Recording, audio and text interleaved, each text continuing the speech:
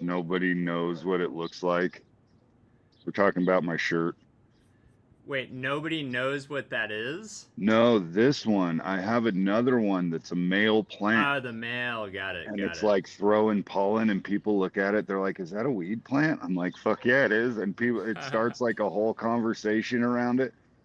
Because unless you are really into growing plants, people don't realize like there's a male version. Like they know there is, but they don't know what it looks like.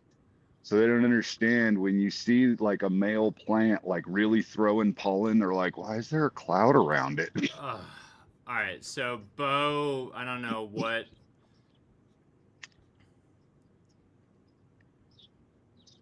Okay, that's done. All right. Beau cannot make it today. Ah, so let us all right. We're just gonna change have a fun pace. morning. Yeah. Uh, What do you got on yeah, he mind? was like, "How about Friday the 5th?" And I said, "This Friday is perfect. I'll send a link Friday morning." And I Yeah. said, "Here's the link for today's show." And he said, "Did not see this. Did not see anything on my calendar. I have two other meetings." Oh shit. Um, So what's his name? I'm sorry. Beau Whitney. Beau He's an Whitney. economist, Okay. and Yeah, just to get his perspective on the effects of Schedule 3 on the cannabis economy. Is that kind of yeah, and just I mean, for me, it's always like if a city or state or country had a goal of maximizing its tax revenue and its tax base, right? Maximizing profits for uh, the state or whoever it is who's taxing, you know, what would they do? Especially because you have like, and I forget the word in economics, but the like I could buy legal weed, but I could also buy it from the same guy I've always been buying it. So, or like I could buy orange juice, but I could also buy water, right? Like it's a right, alternative that's equally as satisfactory. It gets me to my end goal, which is whatever it is I want, and right, it's half the price. Um, so it's like if you purely look at it from an economics point of view and not from a like good people don't smoke marijuana, but the people voted for it, so we're gonna begrudgingly, give them what they want, or like we have people in our ear influencing our decision making. It skews away from because for me, the maximizing tax revenue actually would have worked for everybody, right? Like you'd have because if that were your goal, you'd have tons of small businesses, all California based or Colorado based or wherever, all mm-hmm, generating. It's not just the sales tax and stuff like that, it's wages, right? So yeah, taxable income, investing back in the community. What's the, when they try to sell us the stadium, right? They say, think of all the restaurants and all the tourism and all this and that that'll come in that make it so easy for us to fund this billionaire's $1 billion stadium to keep the team in our city. It's right. like, so I wanted to hear from his perspective, kind of like, just w- the basic economic principles, Right. um, and just how like nobody is nobody is making policy decisions based on just sound economics. Right. Right. It's more, and I've thought about that too. I'm like, They're this shooting is a, themselves in the foot, right? yeah, yeah. They're trying to use cannabis as leverage, especially in like voting polls. That's the only time anything comes up. Jump on if you want, Yeah, for Travis. sure, Actually, bro. Beau, we'll try to maybe do him next week. I Yeah, will hopefully we can get him on write because it with this a is Sharpie into his calendar. yeah, because it is the thing, like, especially when we get, if we can get Omar back on after the legal definition of all this Schedule 3, it's, to me, it it opens the door to really talk about, you know, the economic side of all of this. And I agree, like they've basically been shooting themselves in the foot, and It, I think they still are. It but depends how but all but this is written. it all comes back to special interest, right? Like anytime any of us see anything in society where it's like this makes no sense, right? Like it's so stupid. It's like it makes sense for someone, right? Right, right. Yeah. But I mean it is and it isn't. Its lobbying has greater influence, right? than good decision making. Um, Well, and so here's what I think, and I kind of stated this last time. Like, I think even economically, it's basically a setup. Just like, and I'm not saying it's comparable, but just like with craft beer, like when that came out, it was pretty much like, okay, the government has control of the alcohol market. And now we're gonna, and basically, in my opinion, all of those major alcohol companies are essentially owned by the same corporations who are involved with each other anyway. So the money's still funneling up to the top. And now it's like, okay, people have established what they're buying and the money is slowing down. So let's allow them to generate new revenue with new products. So we're going to open the door for this craft market. And now we have stipulations on how much you can make at home and how much you can sell and produce to the market to stay within this craft realm. And then when that brand takes off, we'll just buy them and they'll sell out for millions of dollars and we'll own that too. And the same thing's going to happen in cannabis. Once they get their rope around the market because they've let it establish themselves, and this is all my perspective. I'm not an economist or whatever, economist by any means, but this is just like from pattern recognition in other industries. This is basically what happens is we're going to control and dominate the market. And then when the consumer is bored of it, we're going to slowly expand that market into people who have more, you know, the more people creating small batch, you're going to get a larger number of diversity in your product. And then we'll let the consumers decide which ones they really, really enjoy. And then we'll buy out that company and continue that manufacture on large scale, maintaining all. And that's, I see that happening in cannabis too. You know what I yeah, no, mean? Like, it's every other. I mean, my baby mama number one has a skincare company, and so for like 3 years, I was working to build that business and kind of right.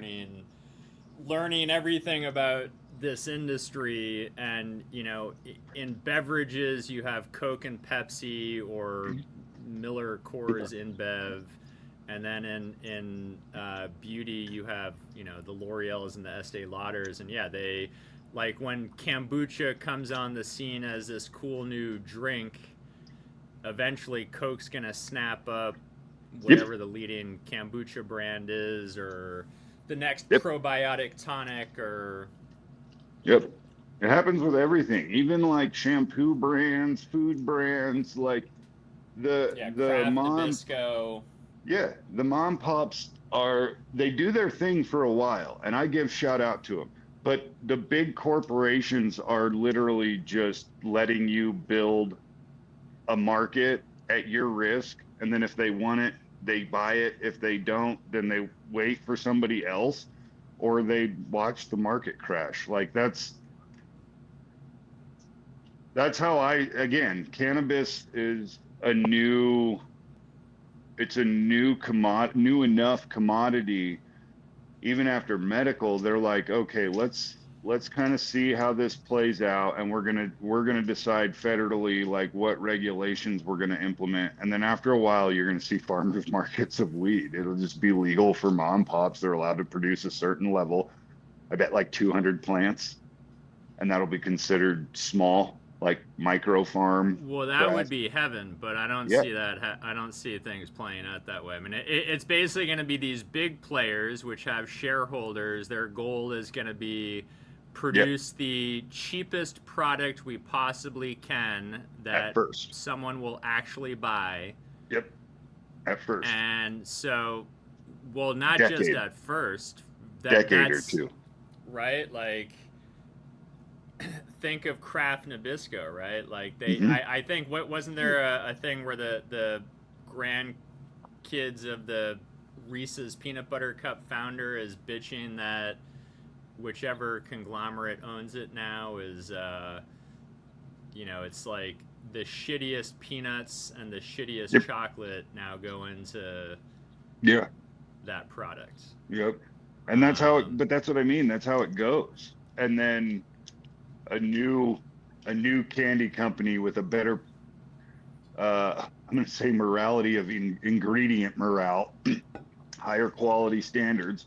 So they blow up, build that brand, and then that Nabisco big company buys buys that. it, right? Yep. But it takes time to establish that. That's what I mean. Like you're, we're talking like a period of like 20 years before they're like, okay, the people are bored with this. Like they'll continue to they'll produce the shitty weed for an extended period of time, just like in every state. Like the consumers that have been consuming cannabis, even at a recreational market since like 2012 and a little bit later, they're already like dispos are like the excuse me, majority of the commercial market is not worth checking out. And you really have to be heady in order to search out those really dank, you know, products that are grown with compassion. So it's like how long after commercial cannabis really establishes with these big industries, you know, do they start buying out some of these farm brands? You know what I mean? Like, you've built a really reputable brand in the cannabis industry. How much do you want for the rights to everything? The rights to your SOPs, the rights to your ingredient list, the rights to your brand name. And somebody's like, oh, a couple billion. They're like, okay, here you go. And now, for example, this isn't a thing, but we'll just say, for example, like 710 Labs, known for high quality rosin, you start noticing that brand fall off and you're like, what's going on? Come to find out they're different owners just riding on the popularity of the brand. So well, okay. So they got bought out. No, I was just using that as an example. They did not no, 710 Labs is still like rocking what they're Okay. doing. I'm just saying in the way it seems to work with like Yeah. brands like that. So hey Richard, you want to jump on with us for a bit? Talk a little hemp, but Beau cannot make it today, so we're gonna postpone that Yeah. conversation. Yeah. And I'm literally Yes, like this is just not Beau. no. I'm just speaking off of like, okay, I live my life on pattern recognition. Like it's so stupid, but I look for it in everything. And so when you have something like economics Do you in have what do you call it? The bias where you're looking for things that prove your own points and patterns, and you ignore the no, things that contradict. Are you good at it's strictly consistency. I have like importing contradictions to your yeah, beliefs and changing course? yes. Yeah. Yeah, when things because it's not so much like my focal point, it's just like where Why do you have the air conditioning going? where in the behavior of people and animals and nature, do things seem to not necessarily directly repeat itself, but like in a generalization of people, we have some very similar behavior patterns. And when you watch some of those behavior patterns, they'll play out in different like scenarios. And you can look at the same thing in society. Like society will play out in almost the same thing over and over, but it's just like a different background. So it's, I don't know, it's so hard to explain. It's like if you were to compare like Mad TV and SNL, it's like, okay, I get the layout, this concept of presentation. It's the same thing with like music. There's always some kind of theme. And then within that theme, there's like rules, and those rules will set kind of pattern bound. I don't know how I'm sounding like crazy, but it's kind of weird when you just notice the same thing happening with a different thing.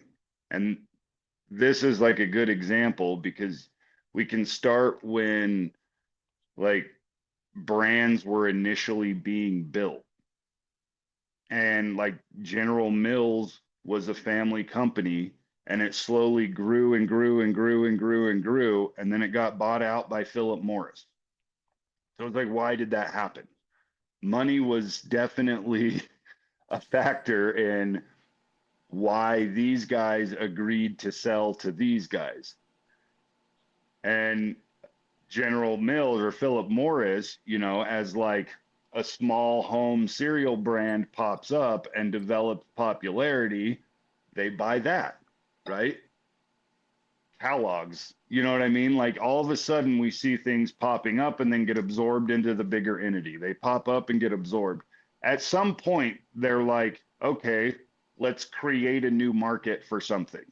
So now you have a new product. We'll say cannabis is the new product in society for them to start agreeing and disagreeing over. And all of a sudden you create this commodity that consumers are starting to enjoy. Well, being like a federally illegal drug, I think it was hard for them to do that.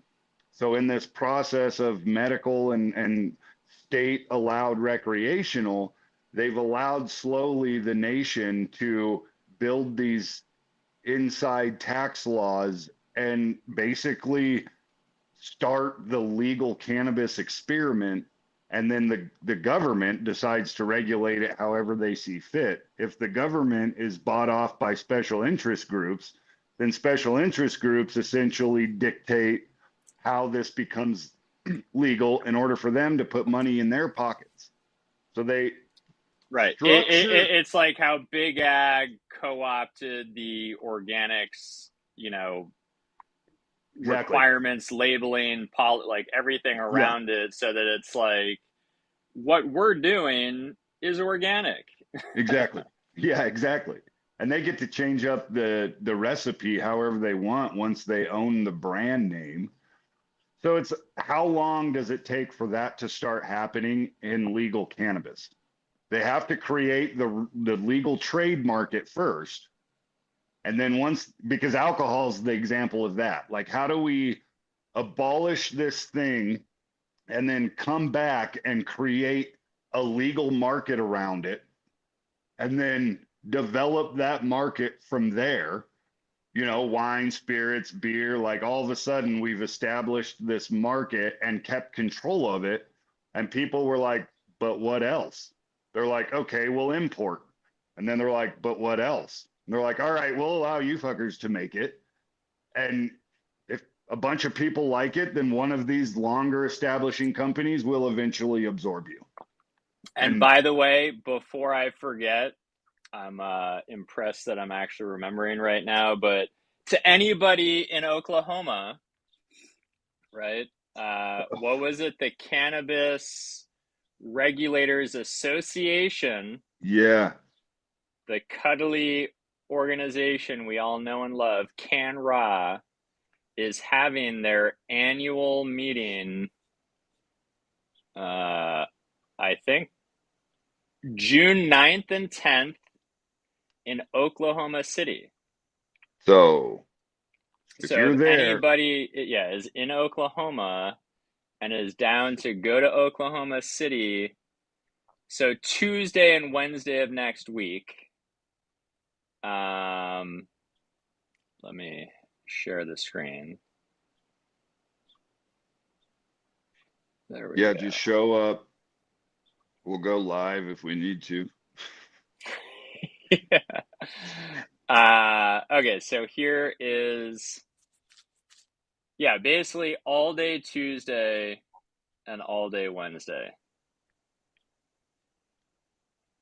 Is there like a registration for Oh, yeah. So I think our people would probably have to loiter in like the common areas of the hotel. Let's see Mm. who's.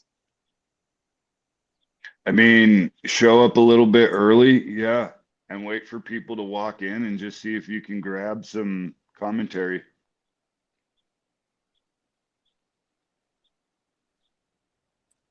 Yeah, that's interesting. You can only attend if not attending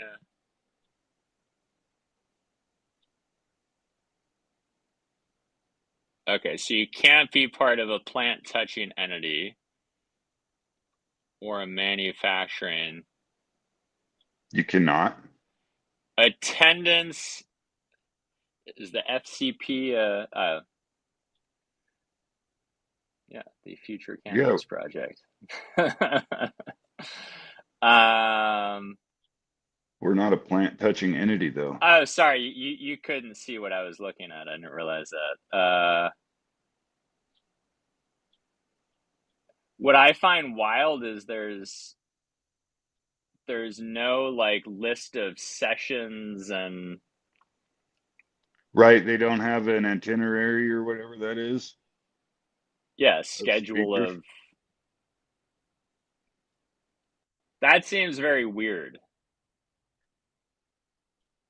Yeah, right? Like not proudly like here's who's speaking, here are the topics we're covering. right. But anyway, stuff like this, if we had people who, you know what? Hold on. That's what I'm saying. Like, if, because here's what I'm afraid of is the people who are really into I hate to say it like this, the people who are really into cannabis and want the movement, a lot of us are busy in our gardens, like getting out. I'm not so much yet, but Well, getting out and attending but these. if there were a meeting like 30 minutes away, my point is Yeah, we're trying to do things that are easy and achievable. So right, it's like to put some alerts out, hey everybody, this thing's going on. Anybody who's down to go, right. let us know and we can powwow in advance of like what, in Yeah, my head it's like come in as a pro, right? Like don't come in as a don't don't go into a meeting with a bunch of regulators, guns blazing, and basically leaving, the terrible like, oh my god, these are the exact stoners that we don't want in our. right. Um, so I think it would be like just meeting people, engaging, chirping, just naturally in conversations, being like, I'm a home grower, like. Right. Well, and That's that's what very sucks. important to millions of people.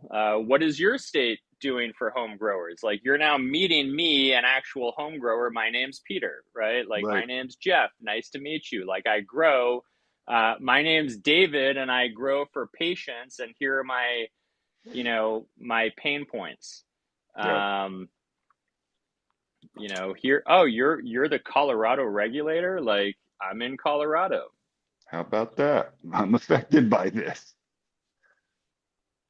Right. Yeah, that would be especially like if we could coordinate it like early enough.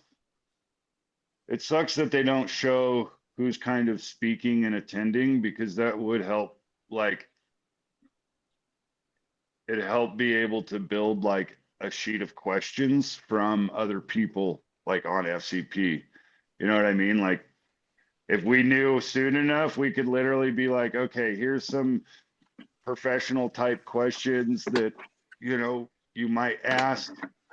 So it allows whoever's going like to walk in with a little bit of ammo in the sense of like, yeah, I'm a home grower in this state.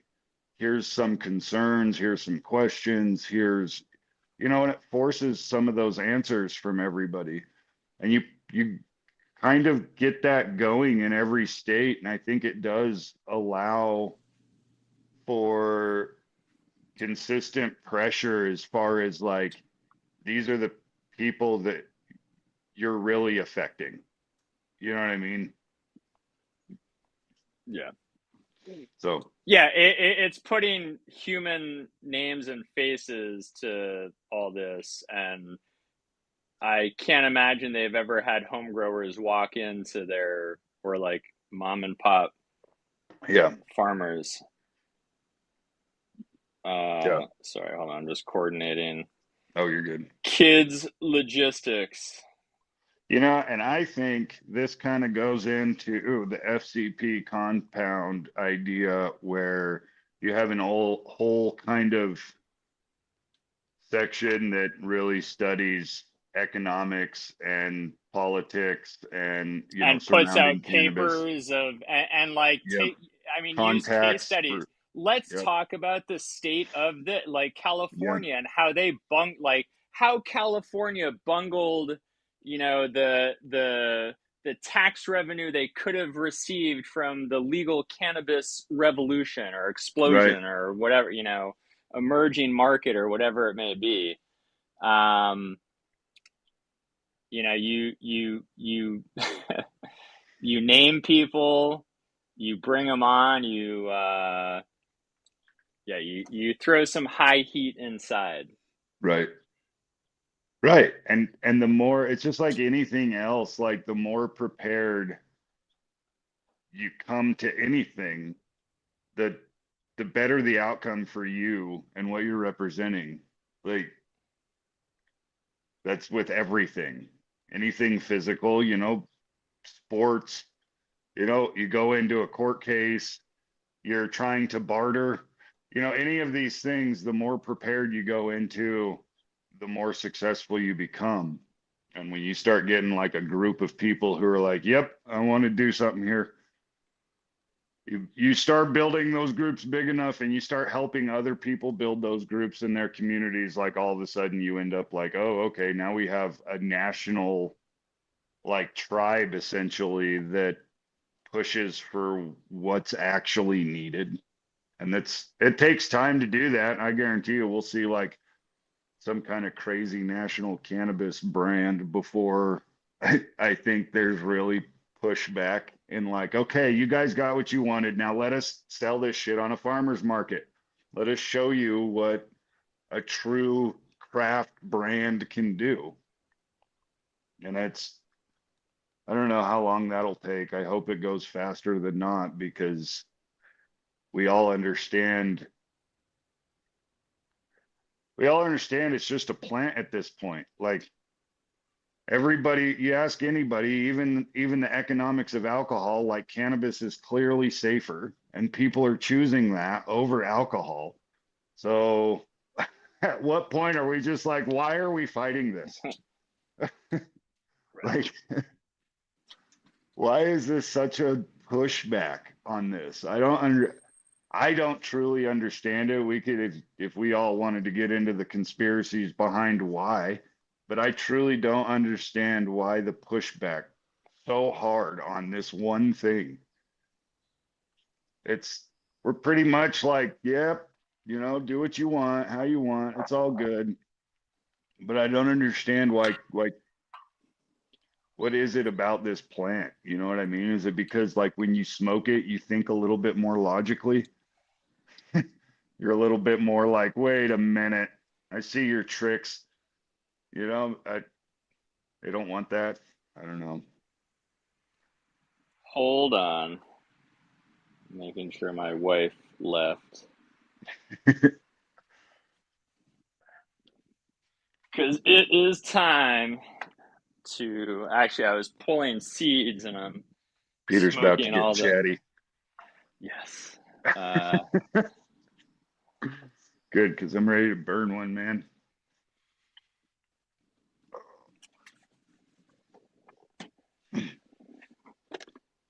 Yeah, all right, here we go. Oh, shifting We gears, got the dude. sort of clean bong. There you go, clean enough. Man, I got ripped last night. I had some buddies over, and we were just doing like hash pipe style bubble, and we just kept ripping it, dude. I didn't realize like how long it was taking to hit me, but we passed that pipe around quite a few times, and like I was good the whole time. By the time they left, I was just like, oh, I was so done, dude. I woke up a little high this morning, but I haven't had that happen in a long time. You know what I mean? Where you're just like having such a good sesh that you don't really realize how baked you are till it's over.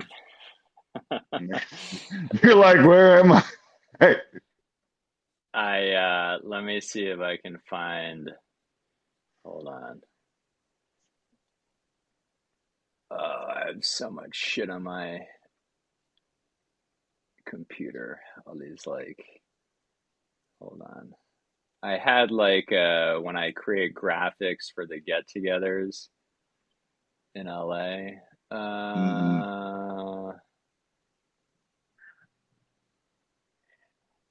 I don't remember where I. Hold on.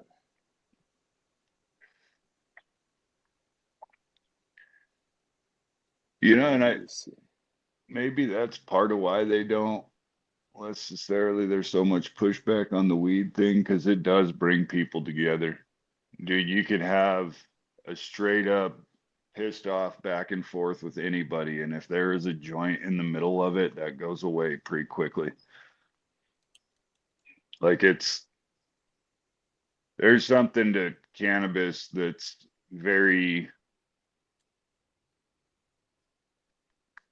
communal. I don't know if that's the word. It does bring people together in a sense. Yeah, that was I think all of our entire use of Yeah, smoking weed with friends and hold on. yeah.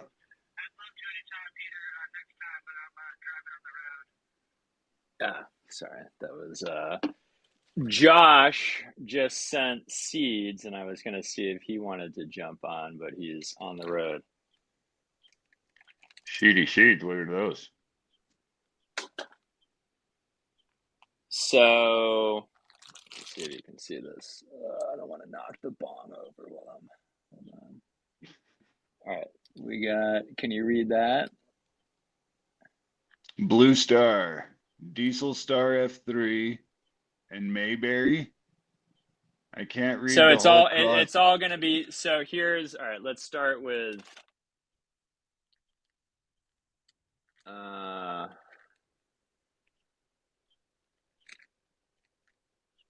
the F13 back. I don't know if this is the blue, just straight blue. No, that's not.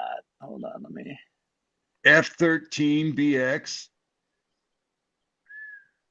Is that, wait, is that really like an F13? Yeah, it's basically Holy shit. DJ and Josh. Grape God. The DJ Shorts Blueberry on Grape God. I bet that is phenomenal. So actually, one of the I grew out some Rudy Tooty Fresh and Fruity, which is uh, Blue Widow crossed with grapefruit, and then I hit Mm, that with lavender lemonade, which I'm excited to grow out. yeah. So there's, I don't know, Oh you can yeah, see juicy that. fruit. Juicy, kish, kish.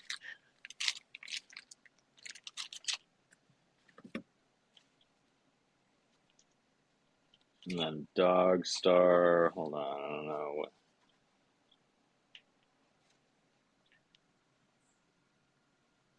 Maybe you can see that.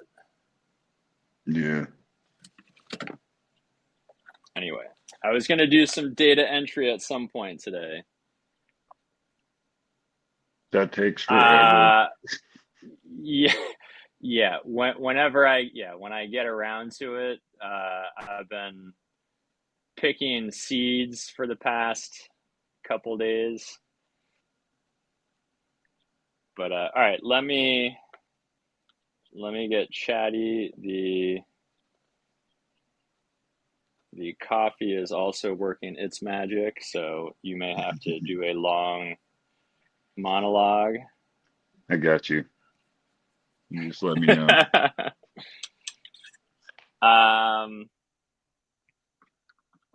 This would have been so much easier with Beau just talking economics. I know. Yes. As of now, we are on for Saturday the 13th in North Stonington, Connecticut, exit 92.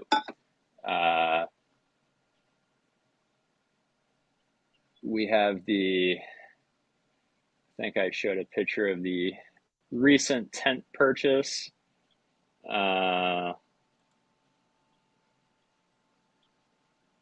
Let's see, returns and orders. Ooh, I also got some cable cover so people don't trip over. Here we go.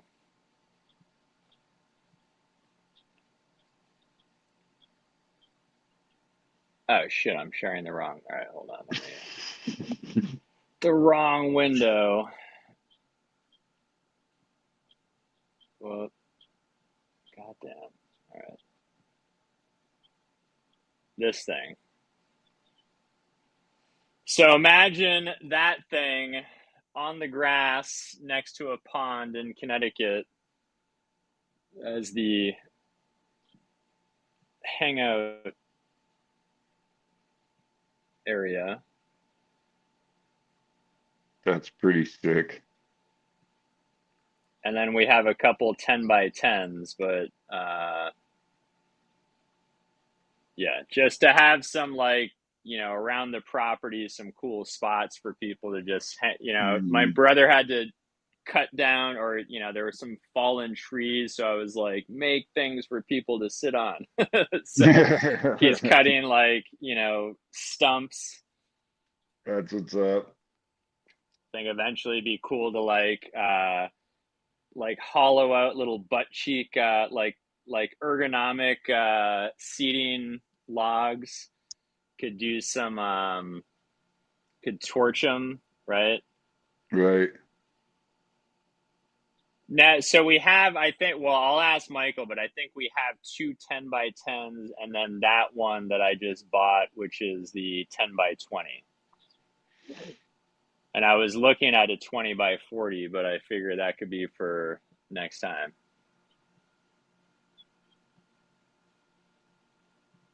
All right, let me take a rip. And then, Jeff, I will also contribute to this conversation. All right. It's all good. As the diesel engine that is my brain fires up. Dude, sometimes when I'm monologuing, like if I can just focus on a topic, I can just let my brain go. Because it's just like if I'm not stoned, I think about everything. I don't know how to explain it. Like I can just sit and stare out the window like an old man for hours and just contemplate the world. I don't know. And I don't usually say a lot about it because it sounds kind of nuts when you're like, what about this? And what about that? And what if this? And yeah, smoking weed allows me to kind of filter through some of that and actually rationalize where after a minute you're like, oh, that sounds kind of dumb. I can't believe I thought that. And my wife told me the other day, she's like, you're fast with your mouth, which means I will typically just say shit some stuff I can catch, but a lot of times, like I'll just say shit out loud on accident. Here's a re-veg. Oh wait, hold on. There's a spider. Get back on there, Get little you guy. back on there. Yeah, good job. Of a tie. This is that huge tie that was in Golden Coast Dave's yard. Oh yeah. So I grew it out and hit it with, what did I hit you with?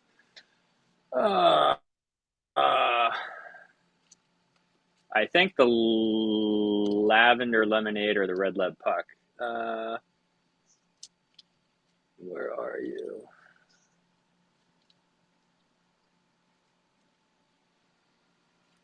I don't know. I'll find it at some point, but I'm always happy when things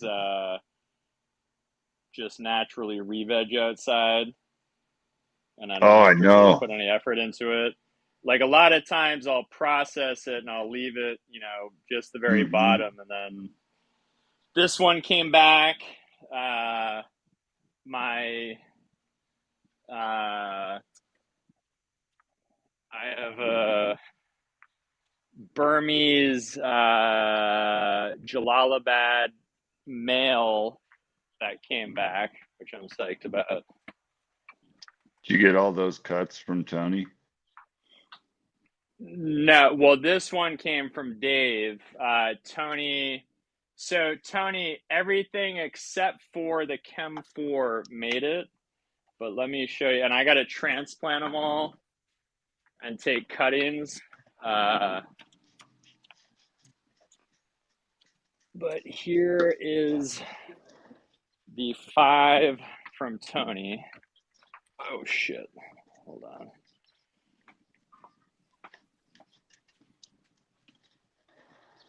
Oh, all right, here we go. We got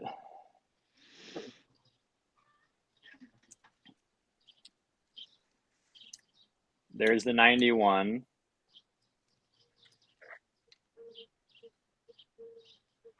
There's the Mac Daddy purple.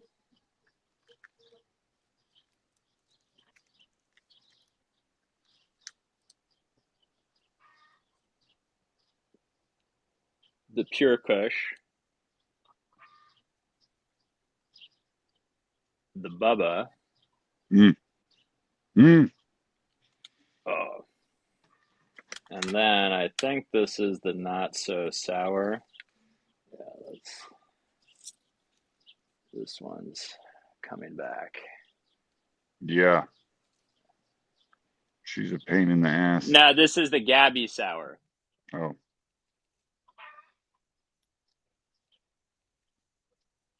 So I've been waiting to take cuttings, and then I'm hoping to time it so I can put them in the cloner while I'm in Rhode Island, and then come Oh, back there you to go. roots.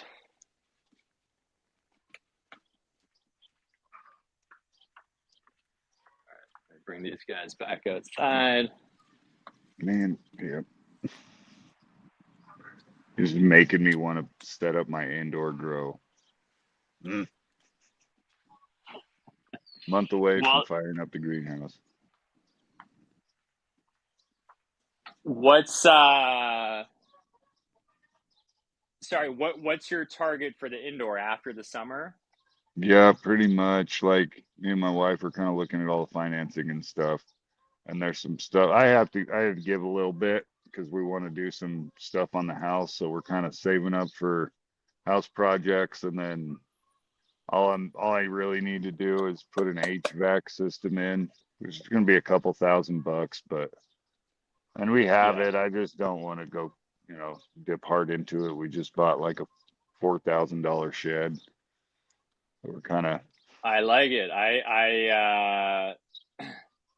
What's the size of the shed? 8 by 10. So it's like big enough for me to put all my shit from the garage into, just have that all in storage. And then that gives me room to really start like setting up the grow and stuff, but I need an HVAC system before I do that. So it's like it'll be 5 weeks, 5 to 6 weeks before the shed goes up. And then after that, I'll save a little bit more money and then have the mini split put in. And then once the mini split's installed, then I'll start going through and basically sealing everything. So I got to seal the garage door, just caulk a bunch of cracks and stuff, put a little spackle up, and then once that's all done, then I can start setting up my tents. And I'm hoping I can have that done by like between September and November. You know what I mean? So it just gives me like July, I'm gonna do like a small number of plants, but I'm really gonna try and hit this like smokable flower quality from the greenhouse, so I have a little bit to, do my thing with and until I pop off an indoor harvest.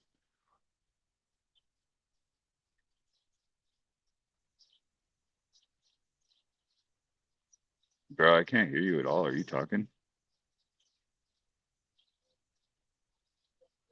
Huh?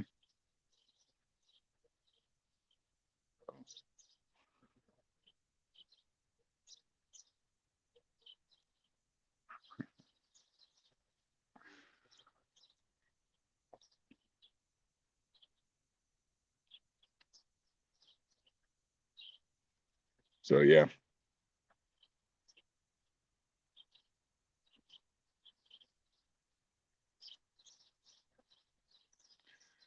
So I don't know how legit they are, but I saw these mini split filters.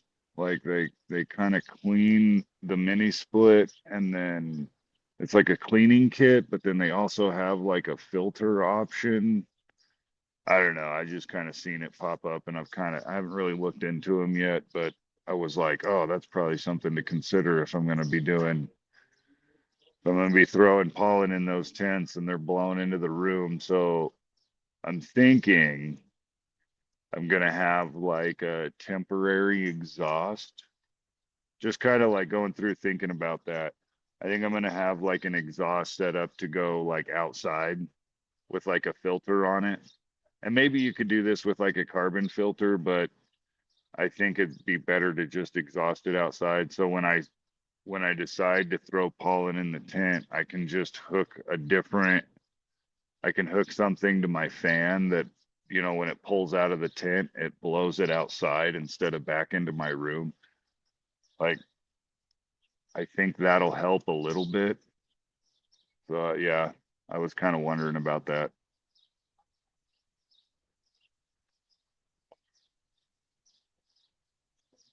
But I'm trying to think. I haven't done a sealed room situation in a while, so I'm trying to like remember everything that I've dealt with. And I've never thrown pollen in a sealed room before, so I have no idea what to expect on that. That sucks.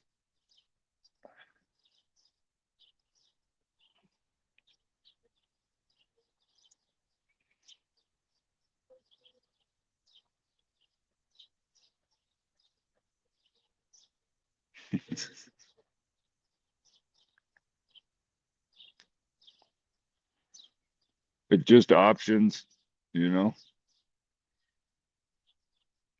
Just think about that shit.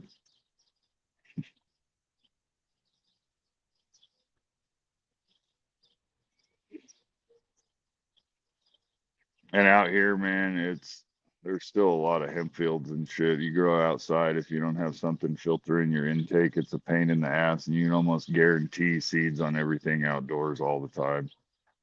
But none of my neighbors really grow, believe it or not. Like, Gemma, Wait, who did you call? can you hear me? yeah, I can Jeff, hear can you. you hear me? Yeah, I got you.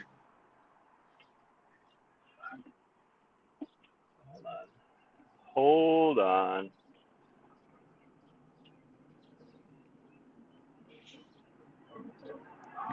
See, that's what I thought. I was thinking about, I'm like, I know they have like external HEPA filters for the mini splits. I swear I've seen them. Like, I don't even think you have to make them. I think they already sell them. But yeah, just stuff I think about though, like, or don't think about. I didn't even think about the pollen issue until until it was brought up that it clogs your mini split. I don't know if anybody's else run into that, but that, yeah, like, oh, fuck. Um, but right now I'm really just All focused right. on the greenhouse. Can you hear me? Yeah, I can hear you. All right. I got to drop Gemma at her mom's house, who's freaking out on me because we're late. Oh, Gemma, how do you feel about that? Are you also concerned? Yeah, Gemma's cool as a cucumber with her squishy. Gemma, how many? But more squishies. Okay, so there's the This is the keyboard, and then there's this.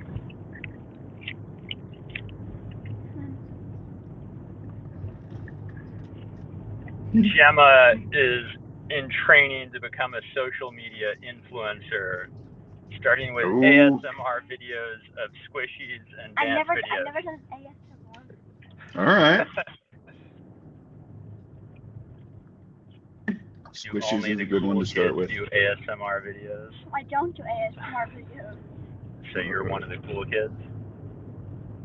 Yeah, sure. So anyway, I'm. What were you just talking about? You were talking about the indoor, like things in the indoor setup. Yeah, I was talking about like the mini split situation. Like once I get indoor set up and I start making like seeds and stuff inside, like how do we were talking about keeping your HEPA filter from getting clogged. But I still have so much to do in the garage before I even like get into doing any of that. So like right now I'm primarily just focused on the greenhouse grow because it's it's Easy. what I can do at the moment. Because it's super easy to get going.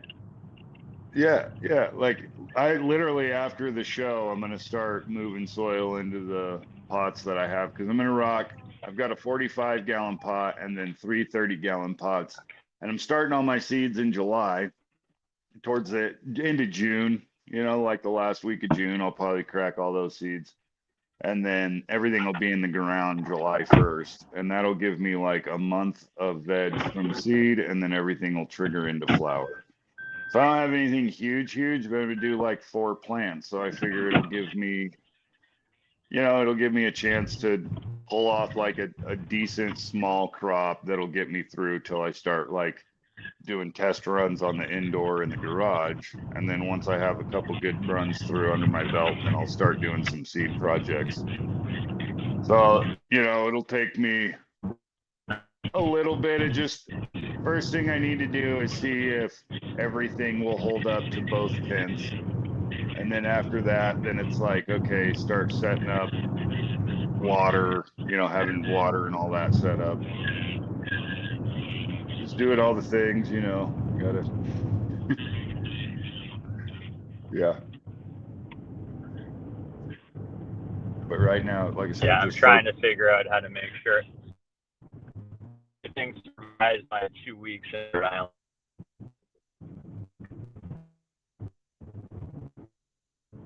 Mm-hmm.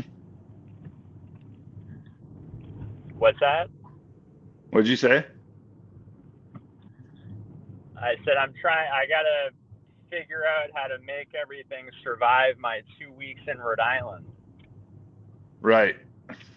So I have like cuttings I took that have just started rooting that like are on 18 hours of light. So I have I bring them outside in the morning, bring them back every night, but obviously that's not going to happen. So then I'm like, fuck, all right, I need to keep those under the lights, but Right. then also that my wife, who will be here a bunch, doesn't notice them. Ah, And then I have all these small plants that are outside that fortunately are on just the natural light cycle. yeah. But they're all in like, you know, the tiny pots. So I pot all of those. Yep. And I have flowering plants at the house and then flowering plants on the other side of the 405. Oh no, that's funny. And everything's in small pots. So I'm like, fuck, all right. So I need to, a lot of times I'll use my tray and I'll run the drip emitter timed, you know, like once a day where it goes into the tray. And so all the pots, you know, they're Right, they dry out quick. You just froze if you probably can. be, I do with everything. Then I follow, and they put them all, or sorry, one tray, I should say. All right, hold on. Do your thing, bro.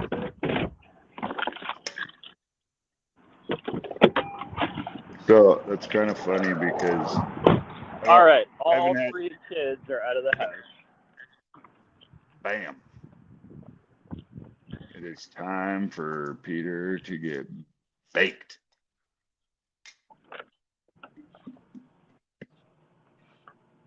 Jeff, I will match you.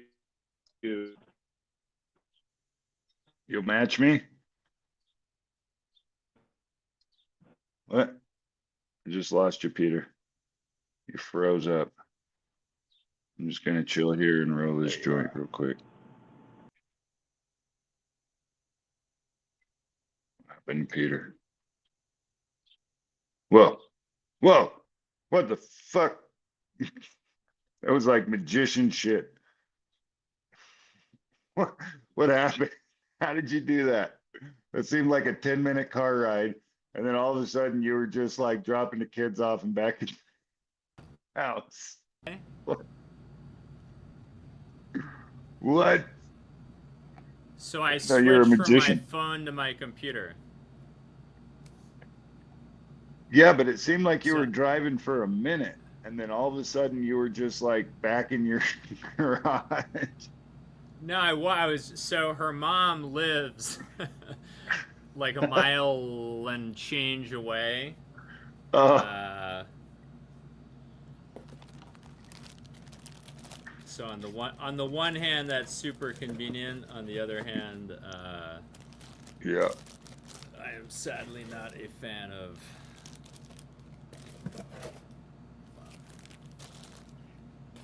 That's funny. Keep the family business out of this, but all right. Let me get my last thing, which is some more coffee. Actually, you know what I can do? I can bring you with me. There you go. While you're doing that.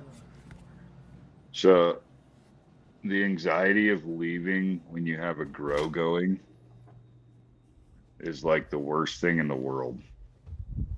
Dude, I like become like a weird hobbit because I don't necessarily want to leave the grow because I'm afraid, I'm like paranoid something's gonna go wrong. When I went to my Denver for my wife's graduation, I was gone for like 4 days, and my buddy was watching our dogs in our house and stuff, but he didn't have any plant instructions, and it was weird. I had like PTSD, plant anxiety. I was like, we were driving to Denver, and I was like nervous, and I was like, wait, I don't have any plants downstairs. I don't have to think about it. Like I don't have to worry. Like Yeah, that's what I mean. Wait, you leave your plants? That's what I'm talking about, dude. Like I don't. Like there was one couple times actually. One was when I went to the Gangier training, and then one I went out to Missouri to judge a cup, and both times I like could not enjoy myself because I was afraid to leave my plants. Like I was away from them, and I was just like, oh my God, something's gonna happen. Yeah, but okay, so here's the thing when you have that. I'll put a camera on my indoor ones. Like I had that for a while, even with like VPD stuff. And I became so like obsessed with that where I was like watching it all the time and checking it and like seeing if a friend would go like check on things. I don't know.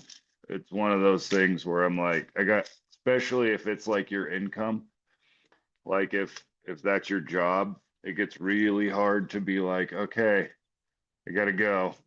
Like I gotta make sure. Well, that and that was the thing. Like, you if you're working for somebody, you really got to make sure everything's under control so that the end result is what's desired.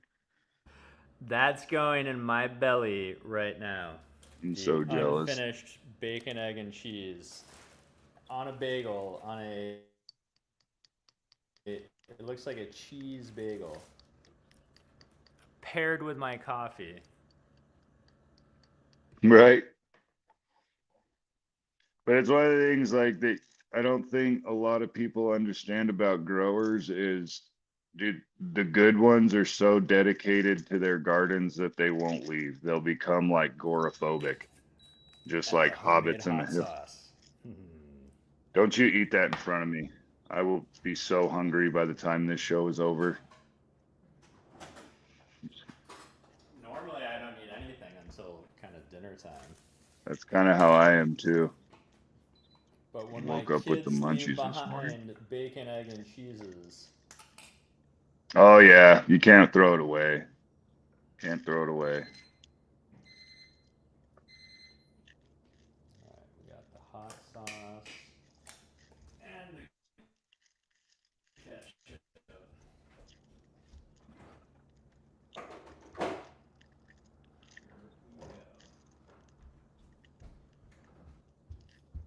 The half and half is it's nice and hot.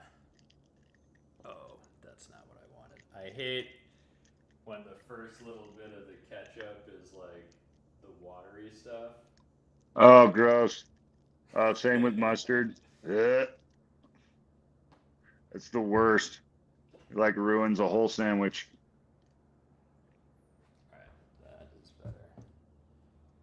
Bro, I'm gonna need you to smoke though. I know the people in the chat are tired of hearing me talk. I'm not. Listen to me talk all day. Alright, hold on. And I still have to P to the double O. Yeah,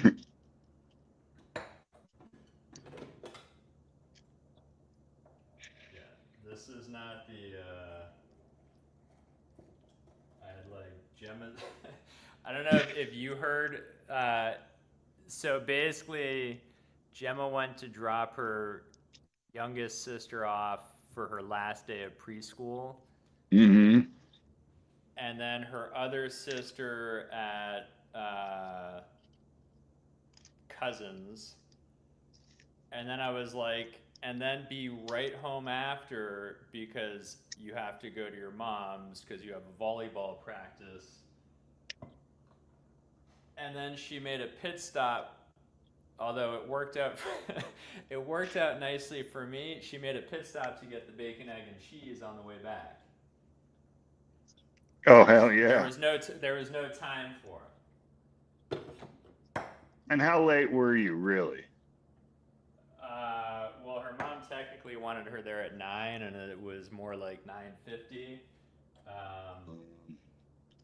But I also suggested the much more logical. Why don't you just because I live on the way to the highway? Why don't you just pick her up on the way? Stop. You live on the But way? it's like 200 yards out of the way. From where she has to go at the light to then just go slightly further to my house is like another 200 yards. Right. But that is not what's most convenient. Actually, it's not even the mom who's bringing her to volleyball. It's her grandparents. Oh, But her mom times. still decided that what is best for everybody is for me to drive Gemma over there. Must have been. I, yeah, had to be the best for everybody. What's most convenient for everyone. Sorry, Yeah, that's yeah. all right. Hold on.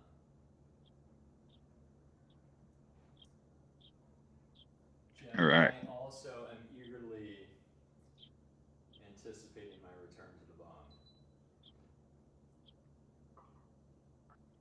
It's funny. I weigh things like if you have a whole bunch of stuff to do, but then I'm like, I'm gonna take a couple hits, but then I'm like, but then I'm gonna forget all the stuff I have to do. Yeah, that's a But then, thing for sure. but then you're like, but I'll remember enough stuff to keep me busy for the next hour. Yeah, it comes up. I think about that sometimes. I'm like, shit, I can't really get high because I'll forget everything. But as long as I remember one thing, the rest will come back to me. Like, that's how I I try know to weed write doesn't things affect your down memory. in my in like the notes thing on my phone. Oh, yeah, I do that too.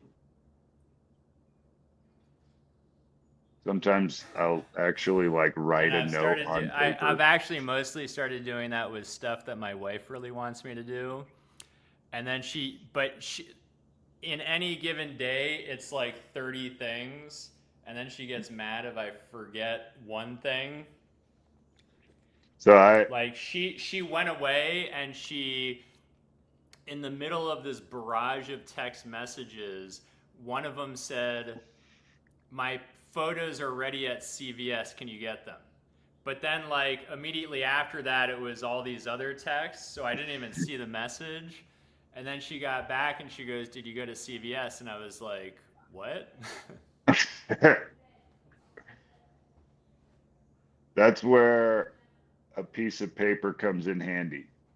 If you just go write all the things you want me to do on a piece of paper, that's like set in stone. You can't change that once you leave.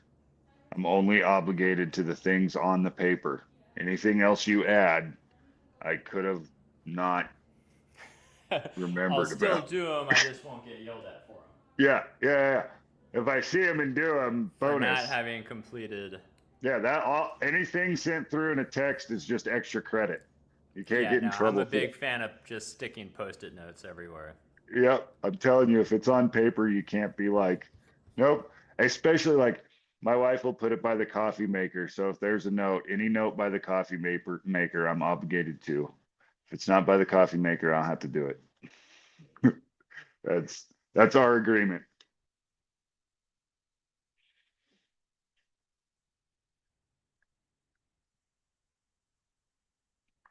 A post-it is a good trick so they can't give you too big of a list.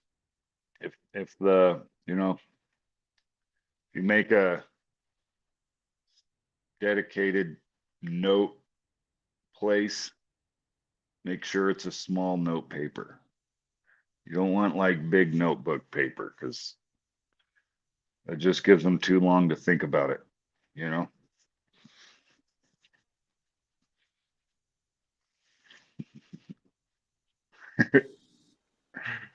Oh, Whoops.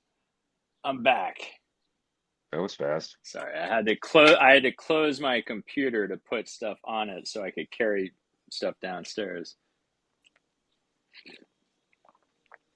All right. Coffee. All right. No baby mamas have texted me yet. What's up, Czech Republic? All right, now. All right, Jeff, you're also going to have to wait for me to get through a couple bites of this. All right. Oh shit. You guys might just have to smoke a little bit more weed, if you want to get through this with us. You just got Nice. to eat and poo. And then I will I put this still back. love my 4-year-old's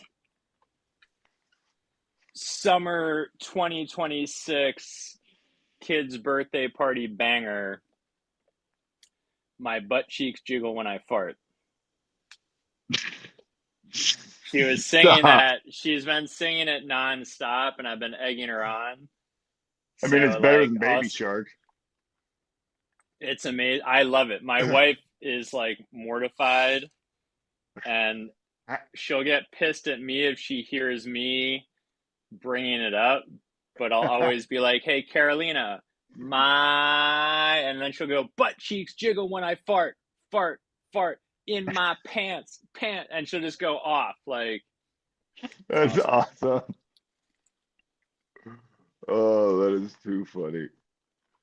But the flow of my butt cheeks jiggle when I fart, I like the flow of it. Oh, I love it. And I was like, if this were like with a catchy melody and some good beats underneath, I could totally imagine 4-year-olds around, like, posted on YouTube. Bro. And I wanted to make the music video. So I was like, Carolina, like, what do you, and she'll always turn around and she'll start basically like twerking in my face. And I'm like, I hope you don't do that when you're 16, but it's totally funny now. Here, hold on. That's hilarious.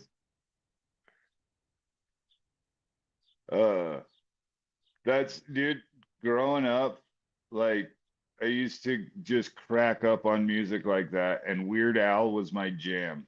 And there has to be like a new age parody, like a today's day and age parody guy, because Weird Al was epic, epic, epic back in the day.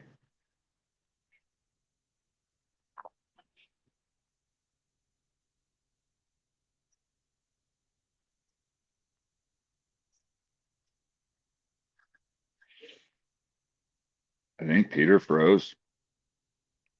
Is he doing another magic trick?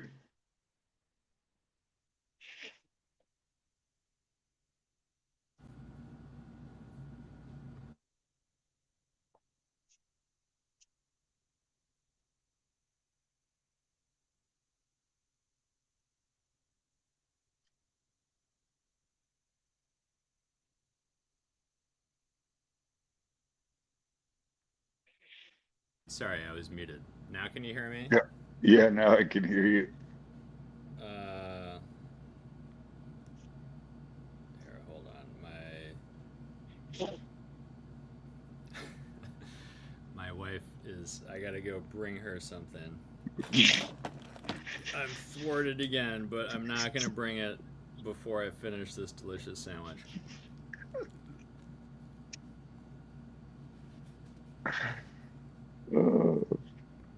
That's funny. Dude, I'm telling you, that guy started off as just like a spoof guy, and he blew up. He's huge. There needs to be the modern day Weird Al. That's what I was just saying. Like, there needs to be, like, I don't even know what it would sound like. Probably the same thing, just different lyrics. But yeah, it needs to happen 100%.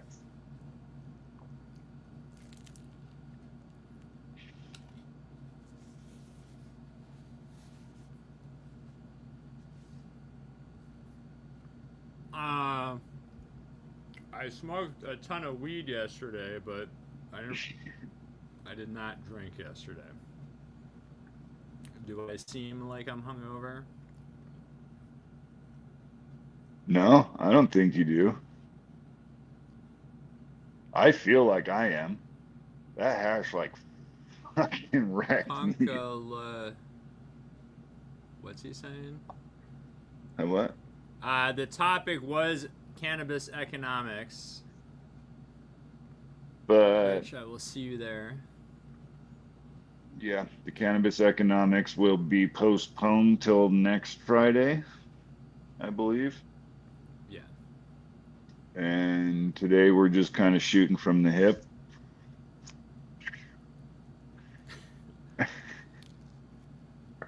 All right, so now I need. This was gonna be amazing because I had this, I had my coffee, I have the bong. I was ready to do it all together, I'm waiting. but now I gotta go to my wife's parents' house. Oh, your Friday is ruined, buddy. That seems to be the pattern. You are going to continue to get calls all day. Of course.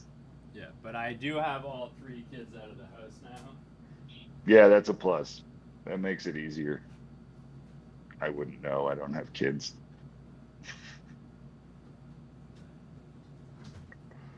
Oh,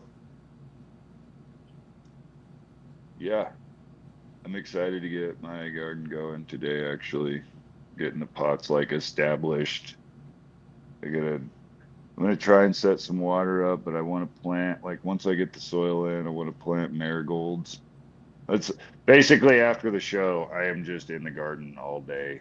And it's gonna be like 94 degrees and I don't care. Um, yeah. I'm gonna smoke this joint. I'm not waiting for Peter no more. I'm doing it. You guys can deal with me not talking. You didn't No, just this hear punch. me? I can now, yeah. Oh, This, my microphone switched to. I know it's in the AirPods. oh, my neighbors are spraying something. All right, I also have to remember what I was supposed to bring her. I can't ask a second time. Nope. Yeah, I think I'm gonna put some marigolds in those pots for when get those seeds in there. But I don't It's know funny if I because should. I don't think she understands, like, I don't forget any of the shit that's important to me, but the, like, constant barrage of, like, you need to go to CVS to get this. You need to go. What are you smoking? I've spoken to Punchberry cookies from my buddy Huck Finn down south, and it's pretty uppy. So we'll see how this works. There's something. Yeah, I'm Ask the smoking disc. mostly, like, I pick seeds out of flour. And, Oh yeah. what did I think it was like the flamethrower red lead puck that I just got all the seed. Yeah. Flashback 1968 lavender lemonade. Lemon runts, Rudy Tooty, fresh and fruity, Cushberry lavender lemonade.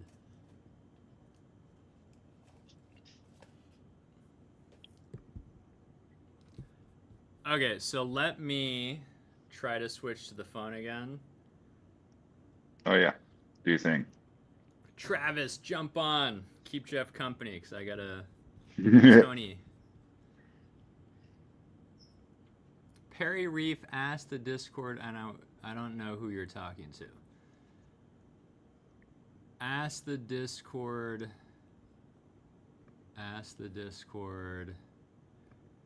Jeff, read this now.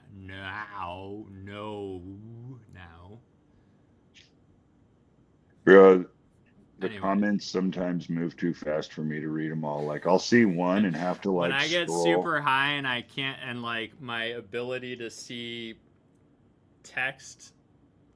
Yeah.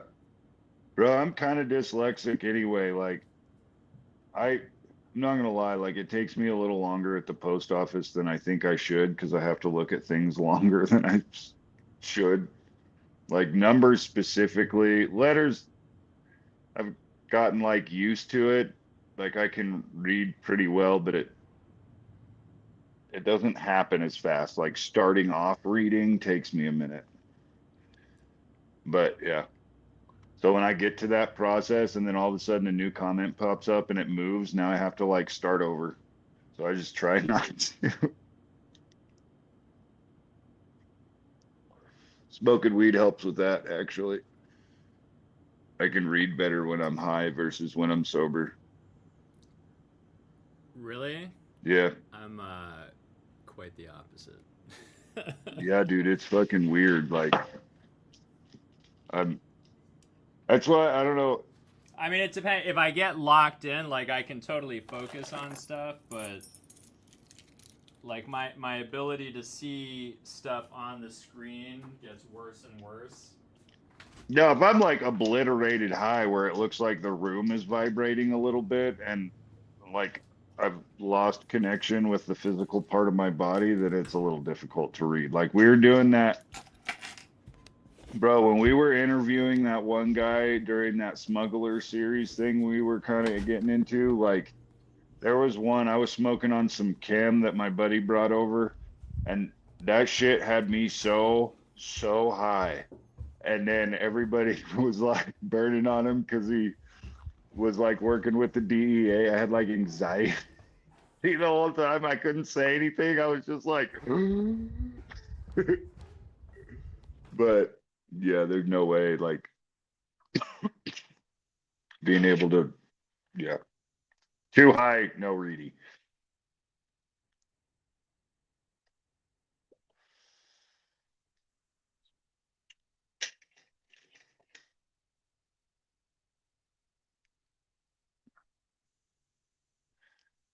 Dude, I want to do an FCP roast. I think I brought that up to you. I want to do like a charity roast for something. Yeah, I think because I've always wanted to. Sorry, I'm running around. Socks are one of the items I had to get for. But yeah, as a start, just bringing like comedians on just to talk shop, right? Like, Yep. because I like I've always liked the concept of listening to people who are into something, just talking with like comedians Yeah. talking with other comedians, Yeah. like just what are they talk right, like, or the sound engineer talking with the musicians, and like you're high while you're talking. Like, here's something I'd totally be psyched to listen to people talk about while I'm high. Right. Right.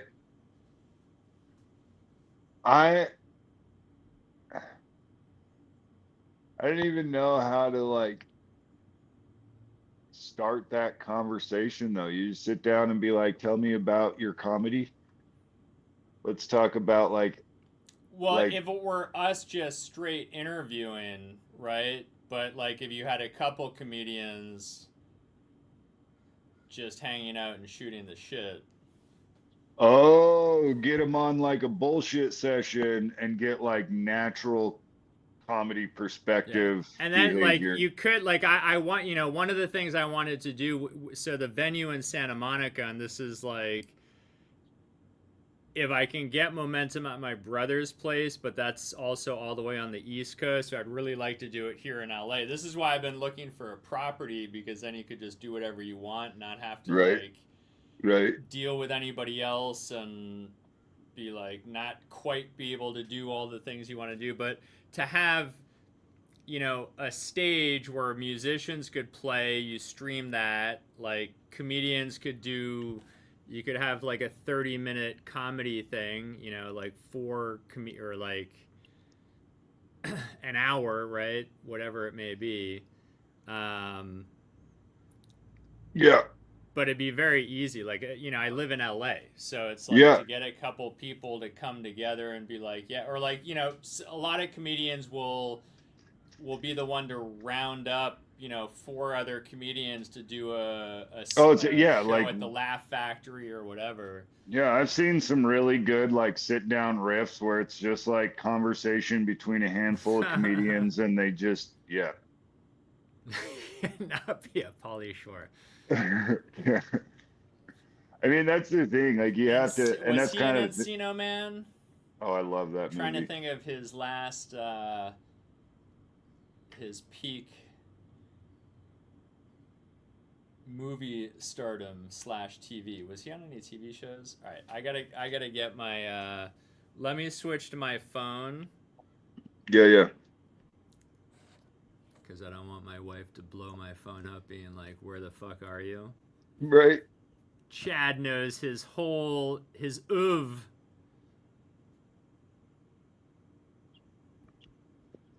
Biodome in the army now. Yeah, bro. That was like his era. I didn't know he was in the very goofy movie. Nugs and grind it.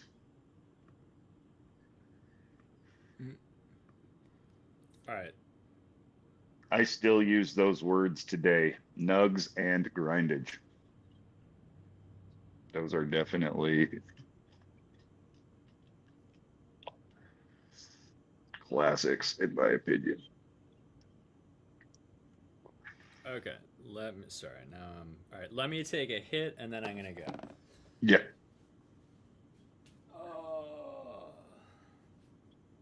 So yeah, comedians for sure. I fucking love comedy, dude. One of the things on my bucket list is to do like a stand-up set. I'm not a comedian by any means in the juice. I am not a stand-up comedian by any means, let alone any type of comedian. But it's just something I want to do. I don't know why. So I love chat. Like I love talking to funny people and kind of just seeing where their comedy comes from. Like it's kind of wild. You have like all these different types of comedians, and they all typically will fall into one category or another as far as their delivery. But it's just like a cool thing. It's a really unique art form. So yeah, comedy is one of my things, dude. Especially like, how can you smoke weed and not fucking love comedy? Especially if you're like in your, I would say, mid 40s to late 30s. Like, you have to remember Comedy Central and their stand-up night, where it was just like 2 hours, 3 hours of just stand-up comedians, and like some of the people that are like, I don't know. There was just a lot of like comedians that are kind of big now have been on that, but I remember seeing so many people just in that time of like the Comedy Central stand-up era. It's like late 90s, early 2000s that went through. Yeah, I mean, I remember like the Eddie Murphy Yeah, on like record and tape. right.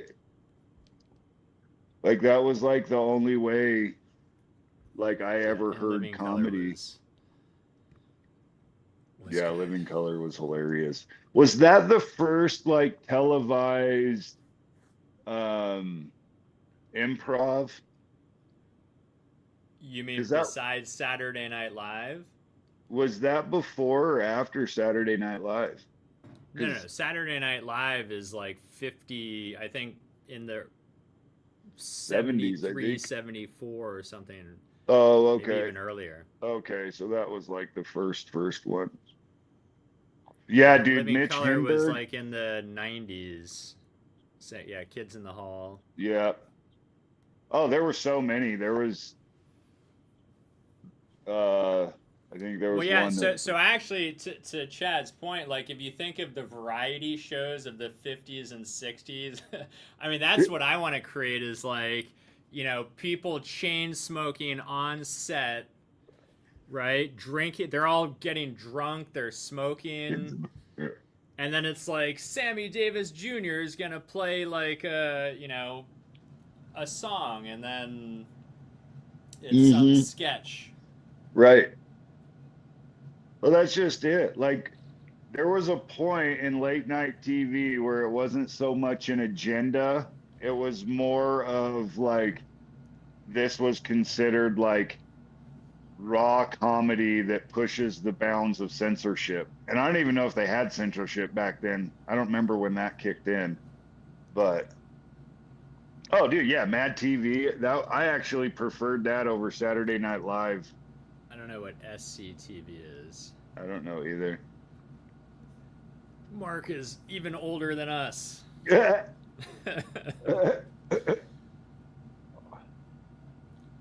Mark, what Like, decade was SCTV? and Mad TV was just Mad Magazine live to me. Like, that's. I remember Mad Magazine. Mm-hmm.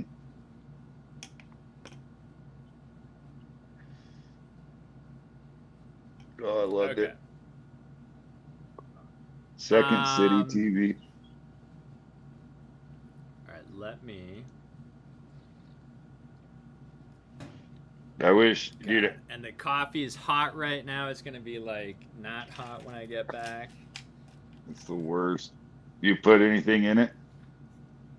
I Cream heat syrup. up half and half, Mm, and then like the tiniest bit of sugar to get me through like 3 cups. So it's like less than a packet of sugar in the like half a packet of sugar in the raw that right, coffee keeps getting added to. right. So the last cup's no sugar at all. My first cup is like sugar and then nothing else in my coffee, just black after that. I don't know why. Yeah, George Carlin. Oh yeah, he's funny. I Okay. remember actually, me and my wife were going back, and on Prime TV, you can watch like the first seasons of SNL, and George Carlin was on the very first season. That shit's so funny, dude. Like, Let me also I don't know change why, my. dude. Everything was just so much. I hate saying it, but everything, there was a point where like creativity was like high in TV, and I don't know, like music seemed better like in the late 90s, early 2000s. Even I didn't get so much into music out of the 80s, but the 70s pumped out some good shit. Like, why did that stop? Is there only like so much you can make, or is it like something else changed? Because there was, dude, from comedy to music to TV. Like, I know I watched this thing and they were talking about like the TV and movie industry really went down because streaming services. So now they don't get nearly as much money back when they release a movie into the theaters. And so they invest less money into the movie because they're expecting a less overall return. And so that inherently drops the quality of TV and movies. But I'm like, is the same thing happened with music? Did streaming just ruin a music and movie industry? I got the socks. Uh, Um, I don't know because I feel like all these companies are pouring money into content. The annoying thing is like they'll have a good show and then they'll cancel it after 3 seasons, hmm. just as you're getting into it because Yeah, it's like they've modeled out the economics of that show and they're like, yeah, no, it's not. that's what I Um, mean. okay, let me switch. Like, I think Netflix puts more into what they produce than like a movie out of Hollywood that gets produced. And if the movies they are producing are typically just CGI, AI generated, they're not doing shit really that's on set that's gonna anymore. be set. I still keep coming back to like there's gonna be a future that's probably only a couple years away where all the music we hear that's new and all the everything visual and auditory that we hear that we don't recognize from the past will be like, is that AI or is that like real musicians? Yeah. Oh, And I think we're all gonna be like if you're like, oh, that's kind of good, and then you're like, oh, that's AI, right? bro, that happened to me this morning. There was this like, I don't know where, I think it was on Facebook. I was scrolling through and this song popped up. I was like, oh, that's pretty good. I got like 12 seconds into it and I was like, AI bullshit. Damn it. It got me. I was so mad. But you're right. That's what's going to happen. That's exactly what's going to happen. I am Andy, if you're watching, I will definitely forget the tobacco seeds. So remind me again this weekend to bring them east. All right, hold on. All right, my wife is currently not angry with me for how long it's taken me. I just told Hell her yeah. I'm on my way.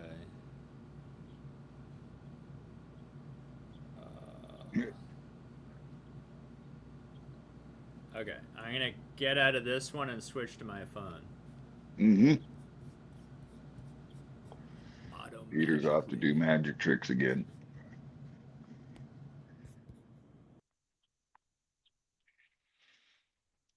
All right, here we go again. Okay, hold on. Let me. Audio. AirPods. All right, can you hear me?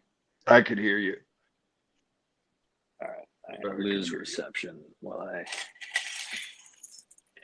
You're good, What I bro. also hate is there are like pockets of reception. Yep, you're good. You got about 20 minutes before this joint settles me down a little bit.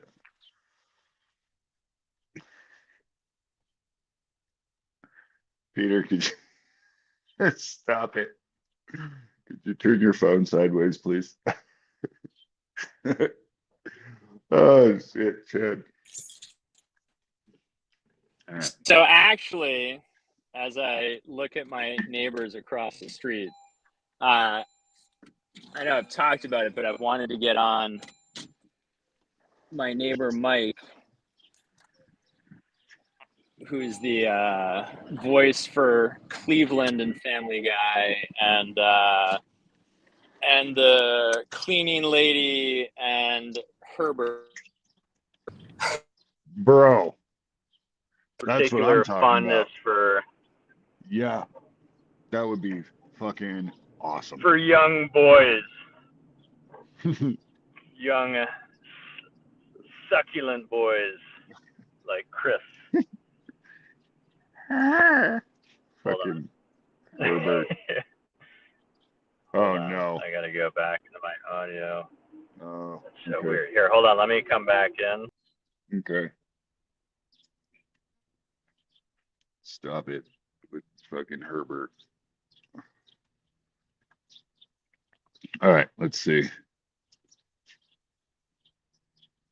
Oh, here we go.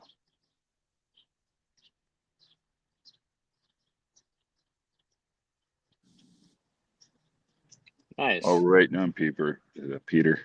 Shed's going in the back corner where Johnny's standing. The little red dog. It's kind of going like corner to corner to the greenhouse. 8x12 there, so I'm stoked on that. I'm putting once the shed goes in, I'm gonna put new flower beds all along here. So I'll have like cosmos and all the shit Nice. that I had before, but right now I got to get rid of all the weeds and shit that came through because it was just a pain in the ass to control the weeds. So I'm putting some weed barrier down. I'm going to clean all that up. So we've just been putting like boiling water and vinegar on all this shit on the side by the greenhouse to kill that stuff. And then I'm going to put those beds right here in the front and we're going to do wildflowers here. And then I'm gonna do like some strawberries or shit, something over here. And then yeah, so that's kind of what I'm working on today. And then I laid weed fabric down in here to keep the bindweed out of control. Like, dude, that shit gets so out of control here, it drives me insane. You can't get rid of it. So I'm like fucking weed barrier. So that's I'm gonna have those 30 gallons, and then I've got this 45 gallon right here that I'm planning on putting in as well. Oh shit. Nice. There we go. So yeah, that's kind of the plan here. Trying to get out of there. Come on. But yeah. Oh, you bastard. Sorry. It's like in LA on every street, if cars are parked on both sides, every street becomes like a single lane. So if cars are coming in both directions, you're constantly like pulling over to let some cars come from the other way, then like pulling back out and going through the opening. Yeah. I'm not gonna lie, I'm pretty stoked sometimes I don't drive. Traffic is horrible. What's up, friends and family? What up, Brother Bone? Just relaxing, man. There we go. Hell yeah. Seen you setting your garden up there. That's nice. I just recently finished my outdoor one. It's all set up out there. You don't constantly change mine. Like I'll get to where something I like and I'm like, oh yeah, here we go. And then something pops up and I'm like, oh shit, I want to change this and this. So I have like a hard time committing to shit. That's why I don't like build beds anymore, because I can't commit to it. I want to be able to move it around. You know what I mean? Yeah, I got almost everything I have in either 30 gallons or 60-gallon pots. I got one 3x3 bed. So it's hard to move. It used to be in a 4x4 tent I had outside, and then I had to take that out because the tent started falling apart. And bro, that's like fucking moving a house. That's fucking Dude, insane. that's what I'm saying. Like you might as well, like, if you don't pre-plan and build that shit on like a pallet and move it with a pallet jack or forklift or some shit, you're just stuck with it there. Yep. I turned it into a Hugo bed, so it's filled with wood in the bottom, and then halfway there filled you with go. fucking soil and stuff. So it's Yeah. and then it's raised up on red bricks. I've got it like about 8 inches high off the ground. Yeah. But it'll eventually fall apart because it's cloth and it's Oh yeah, dude. All south those facing. even those 4x4 beds, I've often been like, man, how long do those things last before they blow out from the microbial activity and Yeah. just the soil in general? Like how long till it eats through the side of one of those beds? Mine's been there 6 years now, so maybe 10 I would max it out at. Probably I'm gonna start in another 2 years. I'll probably empty it and move it because the side Right. facing the sun's gonna fall apart. I know it will. Because the And I bottom's can't. probably already gone. Well, no, it's still handling because I could tell by how it's watering out. Plus, plus I have other ones. They're all the lined ones too. So I use the ones that are lined, not just the single layer. Yeah. Single layer will fall out pretty easy. But Yeah. like I just emptied like 4 of them out completely to like move the soil around and shit, and they were still fucking good. Only one of them had a hole in the side of it, and that's because All right. it's the big one that I keep yanking to move it. Yeah. Yeah. So if I had it on a pallet and had a pallet jack, I probably wouldn't fuck it up. Right. Right. I've been yanking on them for years. Okay. Shit. I finally learned to let them dry completely out before I start yanking on them. Oh yeah. It's just a pain in the ass to move a wet 60-gallon and shit. Yeah. Even with 2 or 3 people, it's like, nope, not doing that. Yeah, it's a pain. I did have them on a bunch of the like soda pallets, those plastic pallets that they put like cases of sodas on and shit. Yeah, dude, there's a bunch up the store for me. I thought about using them. They worked killed. Mine lasted like 15 years before they started fucking falling apart from the sun and shit. Okay. I was wondering I got how serious sun out there. Dude, I thought about making a SIPS bed with them. Like just digging a hole out that size, putting down some that'd be fucking cool. pond liner and making a SIPS bed out of them. Holy shit, that's a cool idea, dude. Right, bro? Because they Yeah. last forever. Because they're like I took a fucking there's like this raised garden bed thing that I had, and I lined it with a pond liner. I took a tube, and lined the whole bottom of it, 4-inch fucking drain tube, those ridged ones. I put that all the way down the bottom and had both ends come up and drilled tons of holes in it so I could get a bunch of air into the bottom, and made it dude. kind of like a ghetto rig system that way. But what you're saying, like literally, if you dug a hole the size of one of those and used that as the grid to keep the roots up out of the soil, like you could, that would be fucking cool, man. That's an awesome idea. Like I saw, dude, I kept seeing those, cool. like I was going through YouTube and I saw like a bunch of people doing the corrugated pipe. And I was like, but they don't have that into the earth box tray. And the earth box tray looks like a smaller version of like those plastic pallets. So I was like, fuck, yeah, dude, it is. Yeah. So like that's crazy. All you have to do is like drill some more holes in the feet and you have all the wicking you need, fill those shits with some pumice or something. You have all the wicking you need, and then done, soil on top, and you're good to go. Yeah, damn, dude, you put a pond liner in there and fill the reservoir, like you said, with just pumice, so it holds that whole thing up. Yep. And then water can fill that. It'll drain easily. It'll stay cooler too in the soil than being in a raised, like especially here, it gets so fucking hot. Yep. The water would just cook every day. So being able to keep it in the ground so that it's thermally regulated from the soil. Exactly, bro. Man, that's fucking cool. And if you're saying yours has lasted how long with soil? It's been out there at least 6 years now, that one. It was in a tent for 1 year. So it's been in the direct sun, south facing, for at least 5 years now. Because that was my only concern, was it collapsing with soil and plant on top of it. But it holds weight of fucking soda, dude. It can't collapse.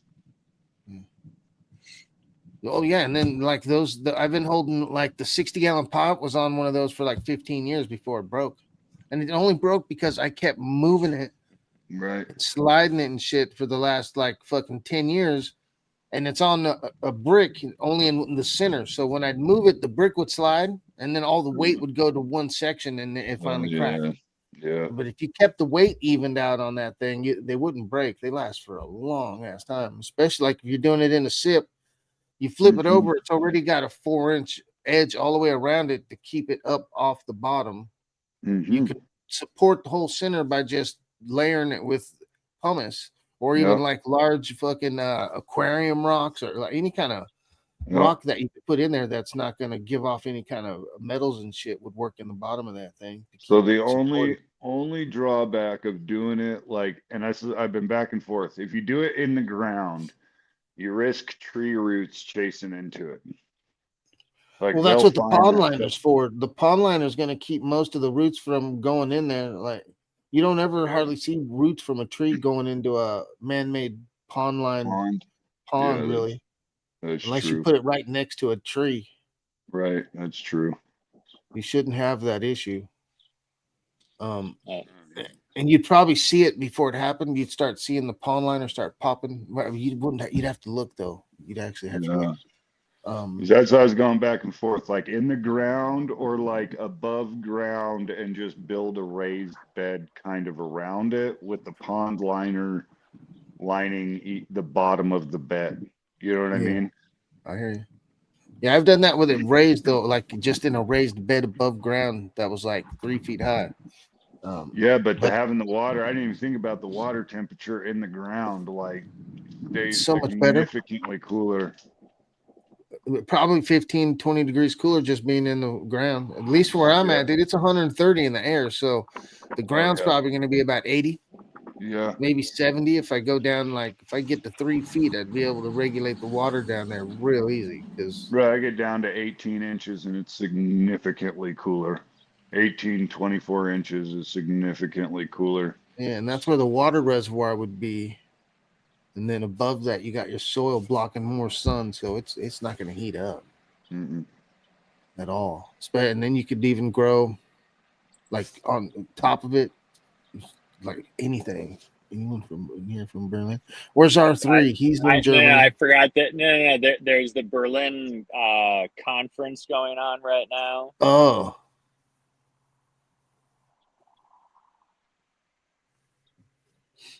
I saw Sir Lancelot, Lance Lambert posting about it. I'm interested in what's going to happen in June when they have the meeting and the DEA headquarters for rescheduling adult use. That's in DC. In like 2 weeks. It's in Arlington. Yeah, it's going to be in the DEA's headquarters. They want to reschedule all of cannabis to Schedule 3. So right now there's a conflict because of medical cannabis being Schedule 3 and the rest of it being Schedule 1. It conflicts with the treaty that is what was used to pass cannabis into Schedule 3.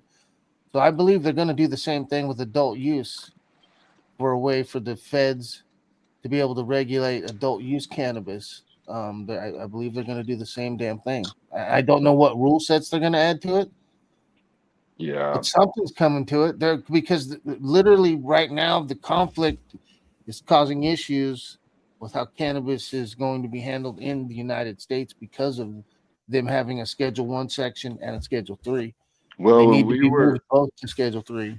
When we were chatting with Omar, he couldn't even really speak on it. We were all speaking in like hypothetical almost because there was like no language written for it yet. So they have this like model set up, but they haven't defined anything essentially. So there's but they have though. If you go look at it through licensings and what they're asking through the DEA, everyone's looking at it through just the tax side. Take the tax side out and look at what they're asking for. They want you to comply through them with a license that allows them to regulate it. And that comes with a whole set of laws and regulations already. But they haven't even said, like, that's what I'm saying. Like Omar was talking about that, and they haven't established if the DEA is going to make you register or not. That's what we're waiting for in the next couple weeks.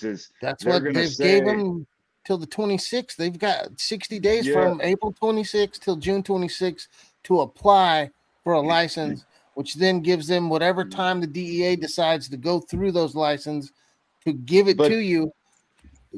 But that's what they I mean. Had 60 days. They haven't even said, but that's like, that's what I'm saying. They don't have to, even in those 60 days, they're trying, essentially, it sounds like they're trying to trick people into running and registering when they haven't even, like, the laws haven't even been written to say you have to register with the DEA to be considered medical cannabis. It does say that, though. I mean, it does say that they had 60 days to apply to become a registered entity through the DEA or the FDA as a medical cannabis company, which came with a set of laws which was redefined how they described how cannabis is going to be defined under medical ruling. That's where I was talking about the conflict.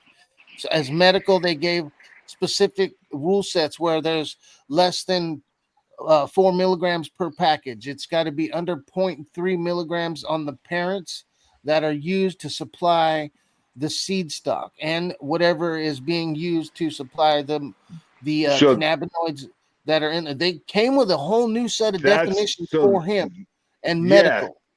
Those have to be part of the FDA and DEA people that go and apply for the medical. That's their set of rules specifically. Not everybody. The hemp bill is separate from the hemp bill has to follow federal guidelines. I can show you that too.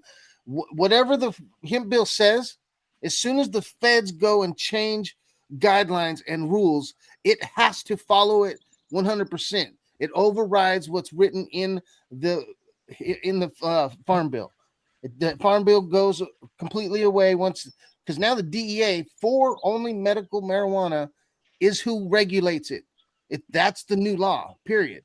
So now to become a licensed medical entity, only medical cannabis. You have to go through the DEA to get that license. You can still go get your tax without it, but that doesn't make you a licensed medical cannabis provider. If you don't have that license, it says that everything you mess with is a Schedule 1 drug now. That's what's written in that medical cannabis law. So that's where the conflict I'm talking about is at.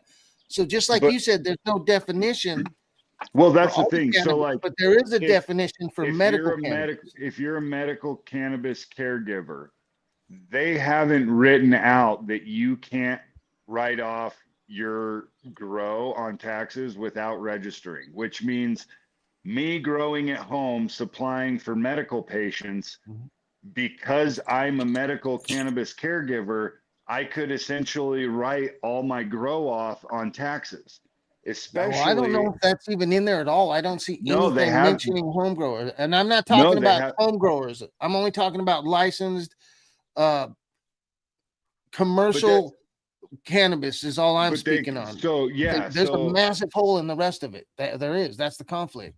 And that's, from what I understand, the DEA requiring registration is going to be what they allow cannabis to, like what product they're going to allow to be used into studies, from what I understand. So that frees up studies. Yeah, very true. So the tax write-off part, where it's like, you can now write off your employees, you can now write off your grow, like packaging, anybody who, so what is because they haven't defined medical cannabis yet, and that's what they're working on. No, they haven't. They did define it. But you're only in medical cannabis once you've got the DEA approval. The rest of it, if you don't get that, the rest of it is Schedule 1 cannabis. Not necessarily. That's the conflict. The way it's written. That's what they're defining in the next couple of weeks, I think.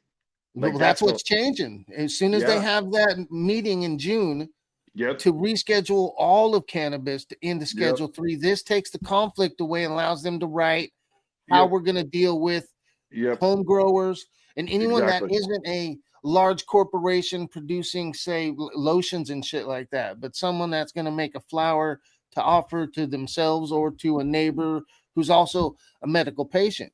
There's the conflict and all of that. So none of the rules that they set go for what we're looking at. Even as seed producers, none of that stuff. Like, it's really for big corporations that are doing stuff with truly basically hemp. If you go into a club here in my town, there's almost nothing in there that's under 0.3 THC available, period, in the whole place. Right. So, like, I don't know where I could even get anything like that in a medical format for if I wanted to go get it.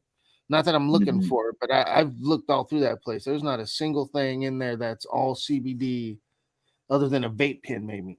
And I don't want a fucking vape pen. That's not how I use it, but that is what will come. So 100%. That conflict says that everything that doesn't go get that license is a Scheduled 1 drug, the way they wrote the new set of rule sets for medical cannabis, medical marijuana, whatever. The rest of it, but they fucked everything else up. There's even so much nuance to that, because like, what as a consumer, what defines medical weed? As soon as I'm holding it, it's medical cannabis for me. Not under the new rule set. If it doesn't come with an FDA and DEA licensed approval, it's not medical cannabis. Our old rule set's gone because of what they changed. We're all still looking at it the way it was the day before, April 26th, and on the day after.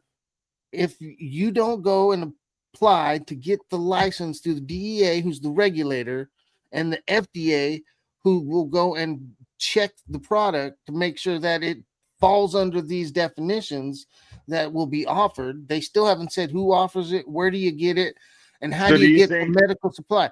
You think you're going to see like federal dispensaries and then state dispensaries? I think what they're going to do is try to get the dispensary system that's set up to make them go do the same thing. Go get a license through the FDA and DEA that says that you have supplies that are also licensed through us. So it could be any form of cannabis, basically, from all CBD to fucking Ghost OG fucking weed, just because that's the name we know.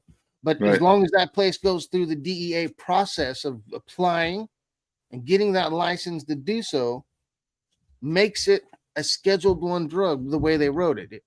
So if they do the same thing to adult use after the meeting in June, and just say they use the same rule sets that they put on here now, and then define anything above 0.3 as cannabis, and your collective can go get a license to offer it to you as a recreational drug, that would mean all we need is an ID to get in. So they'll tell us there's an age probably.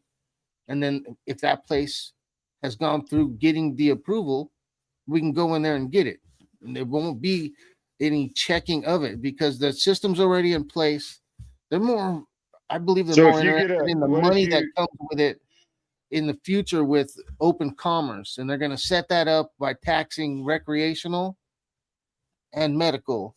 The right. amount of money that gets made in 1 year just from the application processes is about $800 million is what I fucking figured out the other day, just from, I think it's $794 to apply. So once you apply, if they base it just on the amount of people that are in the system right now in sales, it's like $800,000 just for application. And then they're going to ask for the same amount of tax that they did on medical that they just wrote. It's $118 a kilo. So every 2.2 pounds is $118 that you want to put into a system.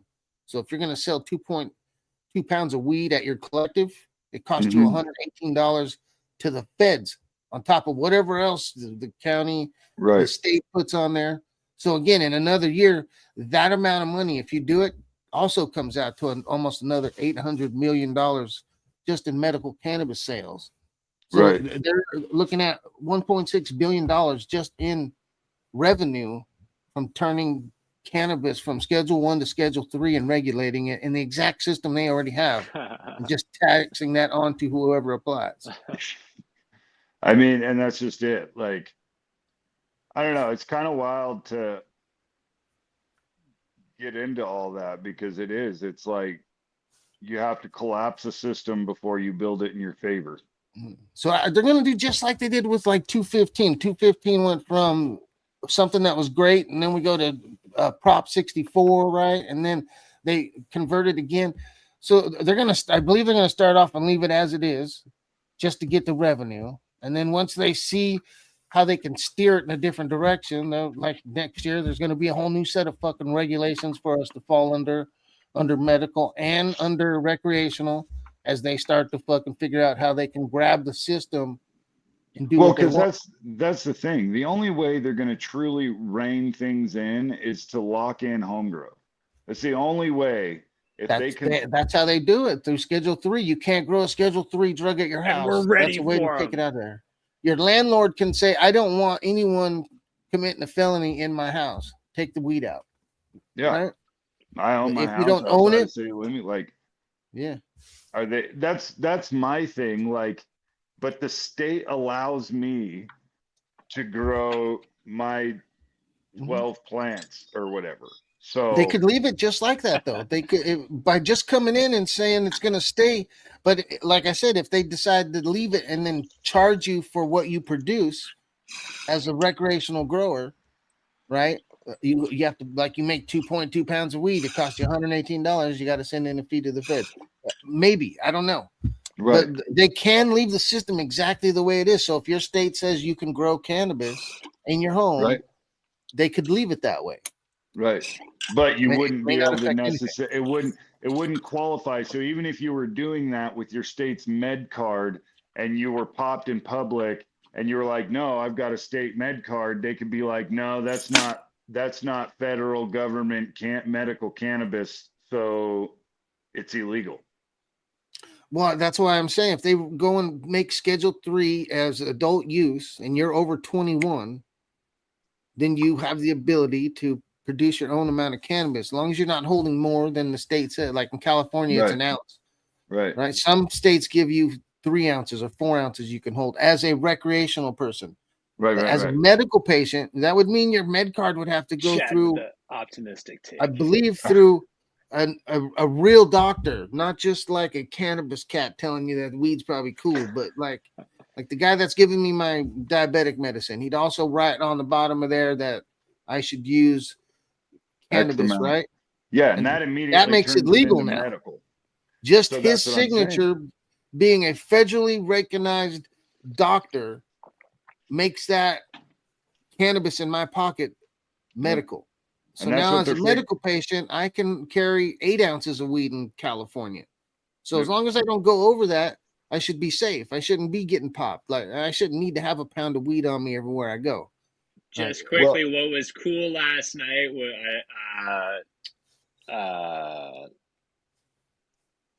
Butthead Organics, I think was the guy. I'm blanking on his name, but Yeah. he was he has I think he has a grow store or something, or a garden store in Missouri, and he said he's getting people coming in who are buying stuff to home grow because their doctors told them they should be growing their own weed. And I was like, that's amazing. Yeah. Yeah, I think that's what's coming. And the feds are just going to regulate it by taxing everybody for the product. They're already doing that. Like there was the day it opened, there was over 400 applications. Like there's people applying for this thing. I don't think they're trying to bust everyone. Everyone's really, I think they're too paranoid about a system. There's gonna be people getting busted because we already know there's tons of people backdooring weed through the system. But if they're gonna turn it into a commodity, it's just like anything else. You should do everything above board and get paid. Pass that shit down to your kids and their kids.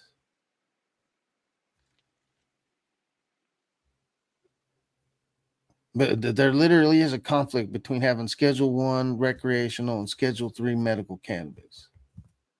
It goes all tied back to the that. Yeah. So, all right. So actually, that treaty. comment leads me back to we need to more frequently bring on the Omars of the world, because I was trying to pick his brain about, like, you know, how do we add something to a ballot, right? Like, or and then if we knew how to do different stuff, it's like, well, let's chip away at this one or that one, right? Like something that's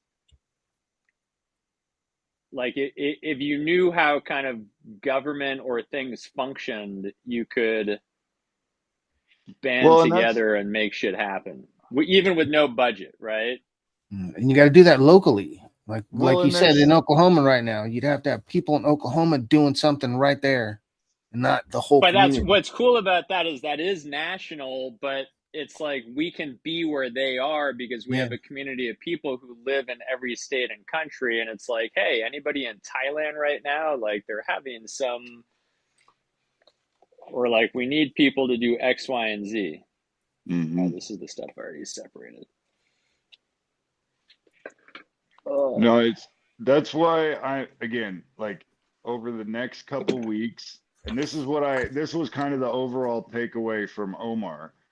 And over the next couple weeks, Sacramento, they're going to be defining what is in this whole Schedule 3 thing and what they're going to be essentially allowing and enforcing, I think. And in conjunction with what you were saying, Tony, is once they do that, within the next year or two, they're going to change it because they're going to have essentially, I think, the data they want, right? They're going to be like, oh, this isn't working. This is working. This is how we move it in our favor. And now you end up with like what the feds actually expect. This is on the Fed's website. This is all the new federal definitions of hemp. This is what people got to go by for medical cannabis. Like, well, but that's what I don't understand, because I specifically asked Omar about that, and he said that the federal hemp law is separate from the Schedule 3 because they're defined differently. Not this. Well, it just says hemp there, but that's for the medical definitions of the new definitions of medical cannabis and hemp are all what happened. All that's what defines medical cannabis are the new hemp laws. Because we were all using fucking the loopholes to get fucking Delta 9s and shit in there and all that crap to fucking start slanging THCA to each other, they went in and said, you know what, fuck you guys. Any THC in anything is gone. And not only is it gone through that, but like to be able to produce it, you got to show us that the parents, like I said, through fucking COAs, don't produce THC on these levels. No, I know what you're saying. And that's why they defined a package. It literally says a package. You can go in there and see what size a package is. Yeah. It could be one gummy. It could be a large package. It says if your state already offers gummies at 100 milligrams, you can stay at that 100 milligrams as long as that company gets an FDA approval. It becomes a medical product. Yeah, I'm not arguing what the hemp laws say. I'm just saying, like, when we interviewed Omar, I'm like 80% sure he said that the hemp bill and Schedule 3 were separate. He's like, they have nothing to do with but this isn't the hemp bill. This is the new definitions for hemp for medical cannabis. The hemp bill is a whole separate thing. They did just redo that. It got redefined in March. Yeah. And they do it every 5 years also. So in 5 years, they'll redo it again. But it also has a subset that says that it has to follow federal guidelines, period. No matter what's written, if something happens and changes federal rulings and federal laws, it supersedes whatever was written in the hemp law, in the hemp bill. So as soon as April 26 happened, which was after March, it changed what was defined in that redefinition that happened in March because they went and rescheduled medical cannabis. Are they calling it, because are they calling it cannabis or hemp? Because that's where the shit gets confusing, because it's the same. Cannabis is a Schedule 1 drug. If it isn't hemp, it can't become medical cannabis. It can't be medical marijuana if it's not hemp. But that's what Schedule 3 is. Schedule 3 turns Schedule cannabis 3 is anything into that can medical. be defined as medical marijuana. Medical marijuana is hemp because it's under 0.3. Anything that tests over 0.3 can't ever be defined as medical marijuana right now, the way they rewrote it. That turns it automatically into a Schedule 1 drug, which means it's illegal. It's federally illegal. Right now, the way it's defined, that's why I said there's a conflict. The conflict is as soon as you don't have that licensing and approval from FDA and DEA, your product is automatically a Schedule 1 drug. That's the problem. So now in the end of this month, they're going to have a meeting for everything that doesn't fall under that. So if you can't get approval, you're automatically Schedule 1. They're going to go and redefine that now. They're going to give that a set of ruling that says that, I don't know what it's going to say, but it's going to say something, because they can't leave it as a Schedule 1 because of the 71 UN treaty on narcotic drugs. They just changed what's the name of that mushroom that they just did a thing on? Which that was crafted by the US and pushed onto the all rest this of the stuff world. has already been written, and it has to change as soon as they made an action to change cannabis into medical cannabis and define it as such. They had to redefine all of it. They can't leave it that way. That's why they're having this meeting in June. It's going to be a 2-week meeting, and in that time period, they're going to start adding rules and regulations to how they're going to handle adult use cannabis. Anything that's not able to be defined as medical. So right now we're all fighting over loopholes that are only going to be here for about 3 months. And that's all going to change as soon as they do something by July 12th. That's the last day. By that day, we should know how they're going to start to handle adult use cannabis and everything that can't fall under medical cannabis or marijuana. It's a word that it doesn't matter which one you use. It's all defined on the amount of THC that the parent plant produces as a dried flower. If it's over 0.3, it's a adult use product. If it's under 0.3, it could be medical marijuana if you go get the licensing for it. Mm-hmm. The tax thing could happen with or without the medical licensing. That's why they got to reschedule both sides. So the collective could do the same write-off with payroll, packaging, That's all that funny. shit. We were literally arguing over the conflicts of interest, basically saying the same shit. Yeah. So right now, it's yeah, just because of this 3-month period that there's a problem. yeah, They're gonna fix it yeah. because of that. So They have to. it's a clash in the wording, and they're Yeah. presenting something that conflicts itself in order to what? Yeah, that doesn't. So we're just looking at, we're like on the first step, and there's only 3 steps till we get to the floor where Right, they're gonna figure shit out. right. We stopped on the first floor and going, fucking this, like, no, wait, just Right. go inside and watch what happens, because they're gonna change Yeah. everything. Uh-huh. And the amount of money that they gotta have, they're never stepping away from that. Like everyone's like, they gotta deschedule. Nope. Yeah. It's gonna stay as No. schedule 3. They might go schedule 4 with something, but they're going to change the scheduling and Right. the definitioning of each cannabinoid that's on that plant. Like they have to, because of the way we went and found loopholes around it. That's why they just define the seeds as, if the parents can't produce under 0.3, they are Schedule 1 cannabis. And in November, that goes into effect. A lot of people are stopping in June, because between April 26th and June 26th was the 60-day period to go get your application in. Without the application in, you're saying, I don't have medical cannabis. I've got something completely else, which right now is defined as Schedule 1, which can't last. They have to fix that. They have to. Now, how easily they do that, if they go in on day 1 and change it, it could happen on June 29th. Doubtful. Like, governments don't ever go in and agree on shit. And is this, I mean, Peter, do you know if this is like going on behind closed doors, or is that what all these meetings are about from state to state that are going on? I don't know if it's open to the public. I think that's what we need to be looking into, right? Is the DEA meeting to reschedule adult use cannabis in Arlington on June 29th open to the public? No. The DEA meeting in Arlington on June 29th about rescheduling cannabis is not open to the public because it is a legal proceeding. Yeah. It's a legal proceeding, not open to the public. We are not privy to what's going to happen.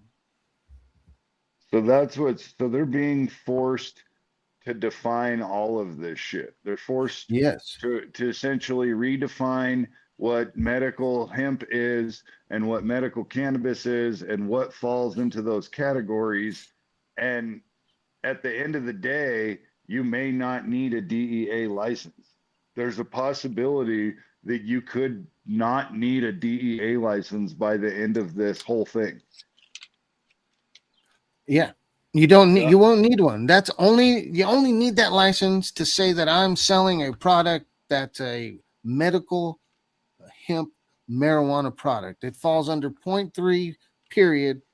That's what it is. I'm going to say, like I said, it's for making lotions and shit, or rope and shit like that, right? It's not for any kind of psychoactive substance. So anything that's above that is considered psychoactive. It is a controlled substance, right? I made a post on Instagram about this. It shows that they used that treaty as a way to change medical cannabis so that they could use research and shit and ways for people to do tax write-offs and shit. So they had to go medical first. It's written that way. You have to become a medical product before it can become any other kind of product. Because going Schedule 3 allows like colleges and research facilities to study and break down the plant, because and not only that, it allows all the studies that already happened to become effective here. So everything that Israel already went through, we can now take every one of their research papers and put it onto one of our hemp products and have it as proof, because it's already been done with our tax money. It's already backed shit. So there's already research out there. But what falls under or is defined as a product that can go, like this research paper works for this plant because it's under 0.3. Right now we have no way to correlate plant A with research paper A unless we define both of them under the new set of rules, which they've done. So like you can say that certain cannabinoids work for, say, I don't know, Alzheimer's, right? And now you have a plant that produces high levels of that. That can be said to be a medical product for that said ailment. But without the definition for both of those, you can't say that. You can't do that. It's just like an herbalist trying to say that thyme works good for something or lavender works something. They can't say that shit. They can't get FDA approval for it. This allows that to happen. The same with getting it through a collective for adult use, right? They know THC is psychoactive. So as long as you say you're selling that to people, you have a product that they can regulate in case kids get their hands on it and shit. Let's just little tiny loopholes that they're fucking with by changing the wording of the system, but it has to happen because they changed Schedule 3 medical cannabis. They can't leave it the way it is. Now, other countries have done this. This is why Canada has a system. Canada changed their ruling through the same thing, and they ended up having, they went against the same treaty, which we are not going against.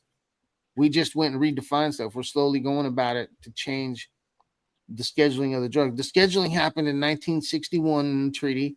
In 1971, the USA went and rescheduled all of narcotic drugs to the way they were.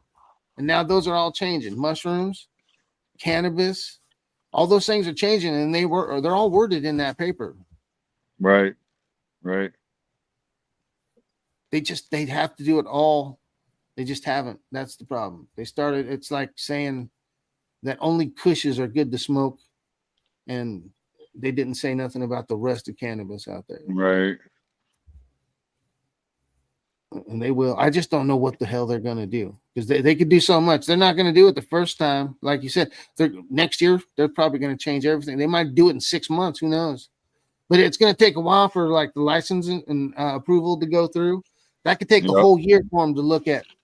Who knows what? 4,000 people apply, 40,000 people. Who knows?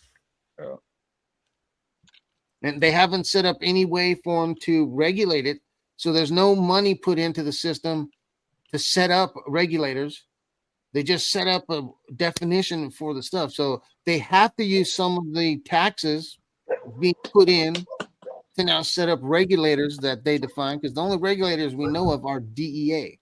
And through the DEA, you've got the ATF, the alcohol, tobacco, and firearms, which now would have to include cannabis. So would they become FACT? Firearms, alcohol, cannabis, and tobacco? Like they're going to change their name. They have to. They have to be the regulators of it. Bro? Tobacco and wacky tobacco. You too, bro. That's why I keep asking what's everybody's opinion on what will happen to all the people that are in the know. I just know it's happening. I wish I knew more people that understood what was going on or who was going to be there. One question I have is kind of like, no matter how the chips fall, when, let's say it's this terrible case scenario, is there a recourse at future elections and then putting people in office who are like people we would want setting policy at the federal level, and then how quickly can that be changed? I don't know how quick it could happen. That's the thing. Like, look at on federal level, shit happens so fucking slow. Like, what priority is it for anyone on the federal level? They go. But when did this whole thing start? Like 1961. No, like but I mean, this specific kind of stuff that's being pushed through, like, when did that get? 1971 they rewrote it, and then 1981 is the last time this treaty was looked at. So in 1981 they redefined how cannabis and mushrooms were all going to be redefined and looked at. That was the beginning of all this. But I'm saying, like, the stuff that's being voted on, or like has been voted on, and is gonna change imminently. That's like with the Farm Bill, and then are these amendments to the Farm Bill, or are these independent things, or like what Jeff was talking about? I found it on my link. In summary, the 2026 Farm Bill is being updated to align with stricter definitions of hemp, not to relax rules based on broader Schedule 3 rescheduling of marijuana. The rescheduling impacts the Department of Justice finalized the rule effective April 22nd, 2026 to move state licensed medical marijuana and FDA approved cannabis product from Schedule 1 to Schedule 3. A previous okay, so when was rescheduling first proposed to be Dude, it voted was on? like a couple years ago. So it was like supposed to happen in 2? 2019, and then when COVID hit, it fucked everything up. This was all supposed to happen almost fucking right, but when 5 did years it ago. specifically happen? Just recently, April 22nd is the day they rescheduled it. But when did when did it get before whoever needed to vote on it to I can't find like, I is don't that know an that part. executive decision or I think it a was. legislative vote? Well, a it decree started when from Biden president? told people to start trying to reschedule cannabis in their states.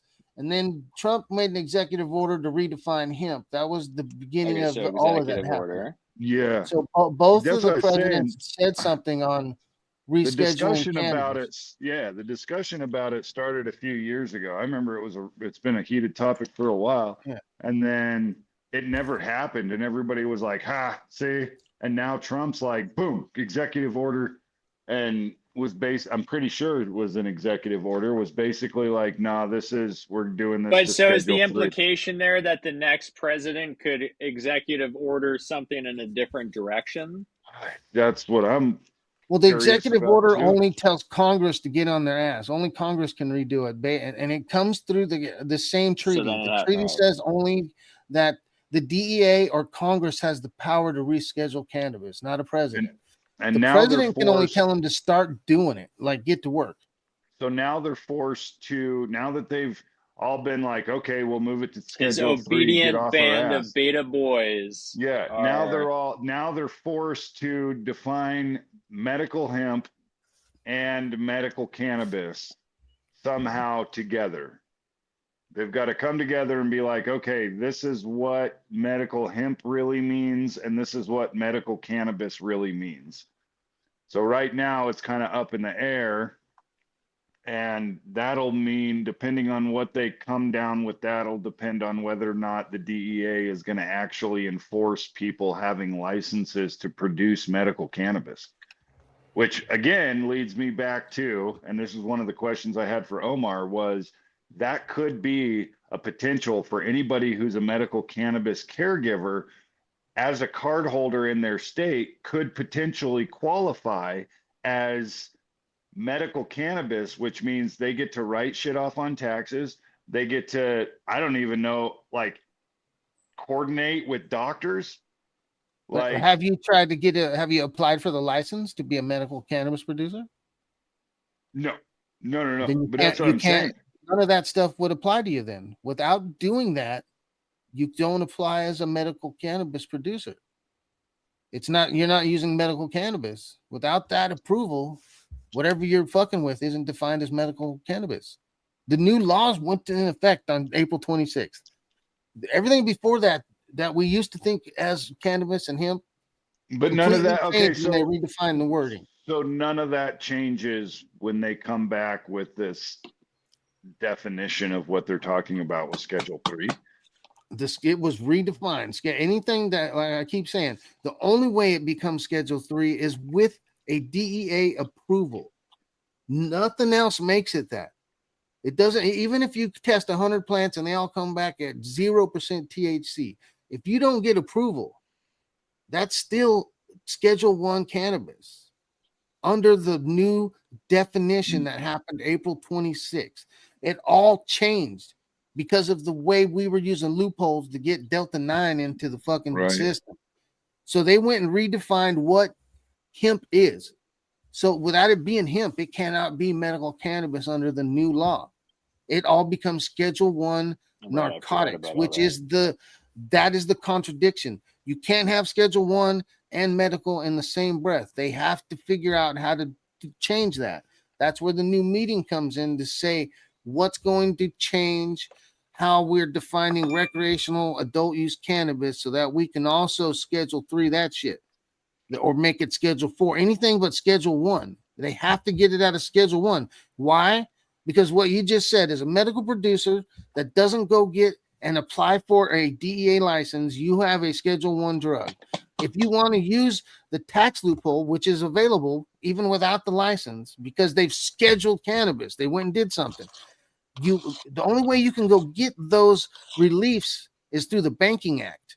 The Banking Act says that they can't fuck with you if you're a medical licensed person or a illegal cannabis user, because they can't change those laws right now because of the loopholes that said there's a Schedule 3 and a Schedule 1 drug. We're not fucking with either one of them. The banks won't fuck with you.